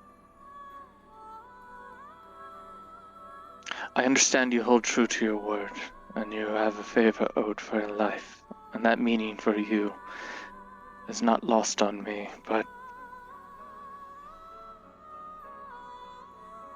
do you speak the truth when you say she will not be harmed if she's put to death here?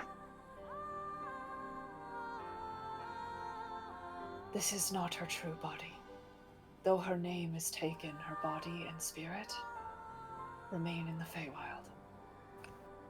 Striking down this impostor will not harm the young daughter. I am sure. It is only those who remain here that could be hurt. How do we tell the other imposters apart?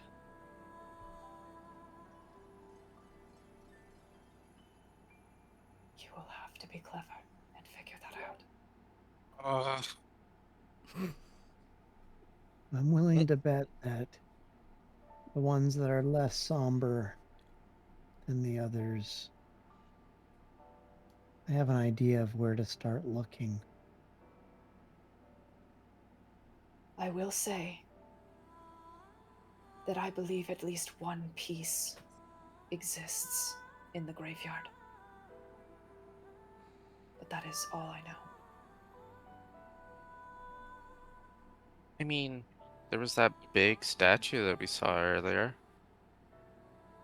I was gonna say, with my time spent there, does any piece of a broken mirror sound familiar to what I've seen there? Not at all. You haven't seen anything like that. But that being said, there is only one place that you go every single time, like clockwork. And you are kind of very either A, Tunnel distracted, vision. or B, drunk when you go. Yeah. So maybe if you went there, you would be able to have a better idea. I didn't see anything when I was looking around earlier, did I? No. I assume Again, no. you just arrived there. I have a feeling when we Yeah. started the game, like that was your first time in the graveyard, so you wouldn't really see anything weird because to you it was just a new place. All right. And with that, as it is 9:10, the camera pans back away as you all are told exactly what it is that you must be doing here in this reflection beyond the mirror's surface. That's where we'll kick off next time. Hell fucking yeah. Heck yeah. Things are starting to get spicy. Yeah. I wasn't sure if you guys would get farther. I Chris, I actually want Why would you think that? I want to change what character I'm playing. Why? Because I got fucking unfinished business with this bitch. Now, she didn't say this was the Queen of Air and Darkness. I don't give a shit. Just I got that unfinished unseelie business with this fae bitch. usually swear fealty to the Queen of Air and Yeah. Darkness. Yeah. And She any picked her path when she chose mirrors. Yeah, and any kick to the nuts of the Queen of Air and Darkness is good on my books. I got unfinished business with this cunt. Wow. Is that from another one shot? Big strong feelings. No, that's from another campaign. Queen of Air and Darkness was one of my main villains for the campaign What? that they played. Was the main villain. She was the main villain. I was gonna say I don't care if she was the main villain. She was the main villain. They actually went into the Gloaming Court, and I designed the whole thing. It was pretty intense. That being said, you guys catch the Redere Bon? Yes. The opposite to the Redere Dorcha. Mm-hmm. Yeah, you said Ruderi Bon, and I was like, Yeah, I totally picked up on that too.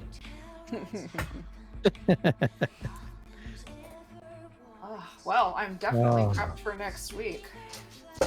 There's a couple things I could probably clean up, so I'll be able to get ahead, which is good.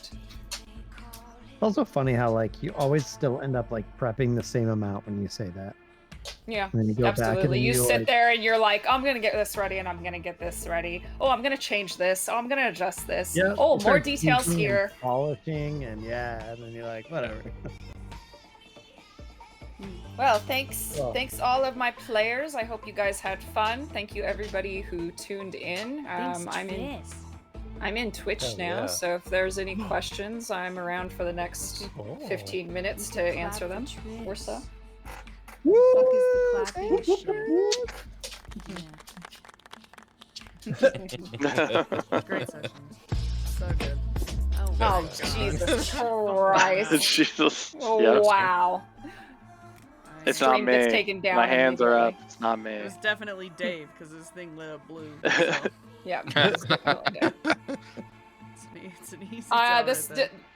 this one definitely wasn't as intense as the first one, but Oh, we didn't talk to the tiny little lady. Yeah. I got you guys.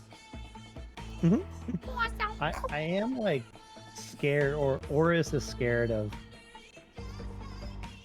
He's already learned a lesson of actions have consequences, and so that's what's on my mind right now. That's unfortunate. Deanna's gonna go in guns fucking blazing. Her family's in there, man. Yeah. She's killing everybody who gets in her way. Her brothers? No. I mean, like, So- not actual people, but she's killing all the fae that gets in her way. you What if guys actual people get in Oh, her way? you guys will next session is when it will officially open up to you guys to kind of explore Fairwind as you want. You have one lead where Lana Sarah is pretty sure that there is a piece in the graveyard if you want to pursue that. Cool. Other than that, you can go anywhere you want. The Fairwind domain is your oyster. Are we Except going the to... graveyard. I have a question. Are we going to long rest here? Or are we gonna long rest start of next session? Well, we have to level Oh, up. I like see. you said. And did she make it clear that We do need to level up. Because Yeah. this is where we sleep, time passes while we're here? like slower, right? But A little bit slower, but yeah, it does still pass. So I was thinking the way that. So if you guys are really exhausted, like if you've had a big fight, I'm gonna let you come back and long rest. What I'm not gonna do is allow you guys to expend a bunch of shit out while you're just walking around, right. and then come back and like spam long rests. Right. So Yeah. I'm gonna kind of try and approach it in a Baldur's Gate kind of way. I don't think you have to do 2 short rests, but I'm gonna say you probably have a lot more short rests to use, because then you're gonna be burning your hit dice and your spell slots still to kind of like get back up to full. So I want to say that long rests either after a larger scale combat encounter, or if a day has completely progressed and it Right. is nighttime. Right. What time? So is it I'll at the just moment? I'll just be a little bit loosey goosey. When you guys came into the domain, you guys arrived probably in the mid-afternoon, and after all of this has rolled out, I'm gonna say, if you were to guess, because you're not sure, it's probably between 3 and 6 p.m. Okay. Cool. It still passes like night and day, right? You can't really tell. It does Because of look the- because of the cloud cover. It does look like there's a little bit of sun coming through, but it's not warm. It's Yeah. like it's very cold here, very icy. Because it's a mirror. That's cool. That's It so just dope. not in Fairwind, but inside the dome, right? Inside of the dome, it's actually warm. It's actually much more comfortable. That's It's weird. like it is like a Midsummer's Eve. Yeah, that's okay. Hey, got it. It's a Got it. night's dream, Got it. bitch. It's my night's dream. Okay. Mitsuma. Cool. So then, no, we're not taking longers at the moment. Trying to find the balance between being dumb and not annoying. And you're doing great. Why? Do as you will. I'm dumb and annoying, so just. And so you're talking Full about throttle. in-game or? Yeah. I It figured is- it out in real life a long time ago. I hope. It isn't up to you to define if you're annoying. It is up to others. That's true. But I would like to know so that I cannot be annoying. I guess you could ask. Hi, honey. There's static. Yeah.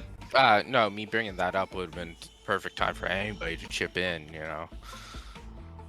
You're not. Oh, we're not in character. You're not Yeah, you're annoying. Stop. Good save. I like Rin so far. I don't Yeah. think she's Yeah, annoying I at think all. she's fun. I like everyone you- so far. Yeah. I feel like I can really pick up on how you're role playing Ren. Like I can see the character. Quirkiness. Same with all of you guys, really. Oh yeah, Dave, I'm not playing a gloomy introspective monk anymore. So it's a little bit. It's just a gloomy introspective elf now. Yeah. But Creative look, I'm people. giving you guys places to rest. And during the long rests, you guys will be able to interact with each other as much or as little as you want, because this is a contained space. Just keep in mind what Lana Sarah said, that within a certain distance of the dome, so say you are running away from a fight and something is chasing you, the dome will not apparate. It will not form. You will not be able to use it. You cannot sleep. There are enemies around. There are Um, monsters there would- nearby. We can just clear it up now instead of next session, because Okay. Karn probably would have asked. Can people people stumble upon this place, or is it just us that can find it? If you were to ask her that, she would say that it is restricted to you guys. So the way that she made it with all of you in mind. So essentially it is just for you guys and nobody else. Everybody else is considered an outsider. Everybody else. Got it. So that does mean if you brought, say, a civilian back to it, it would not apparate. Right. Jesus. And then Fuck. Emily can't hear us while we're in here, right? Put down my banging You don't know? headphones. Jesus. Emily? Think. Or- Emblem. What? Emblem. Emblem. Emily can't hear us. She's in a different world. I said Emblem. Emily's looking at No, you said rocks Emily. and an incoming Whatever, dragon or dude. some shit. I think if you asked Lana Sarah that, she would say that she would say ideally. Great. That's awesome. very filling with confidence. Sounds right. Yeah, imagine being in an archphase like domain and having confidence. Corin seems fine. Yeah, Corin seems fine. A bit Deandra's annoying, confident. but fine. Deandra's Kidding. pissed. The hell out of me. Yeah, that's true. Jesus Christ. Huh? And all I know is that I need to work on Cal because he seems sad. I wonder why. I don't know. He has been going with the flow really well so far. So thanks for He's just that. Give me Observing. a Could high it five twice. possibly He seems be fine. his dead wife. The Yeah, dead wife that none of no. us know about. Insight rogue. How interesting. We'll find True, out. in character. In character, We'll none do of you all know. of our character backstories at the long rest while we sit around and pluck at grass. Like Lana Sarah. Yeah. Lonnie. Lonnie? Yeah, Lonnie. Lara Woodbrine of the Rederi Valley. That's right. Okay, I I always gotta go. love seeing people. Bye, Bye, Zach. Zach. First of all, Now all of our Stream cameras now. are gonna get fucked up. That's why I'm Ha, on ha, How are you gonna ha. end stream it? now. Yeah. Well, no, he's Okay. actually at the end, so he's not too bad. But Let's now see. it is bad. Is it Everyone got better.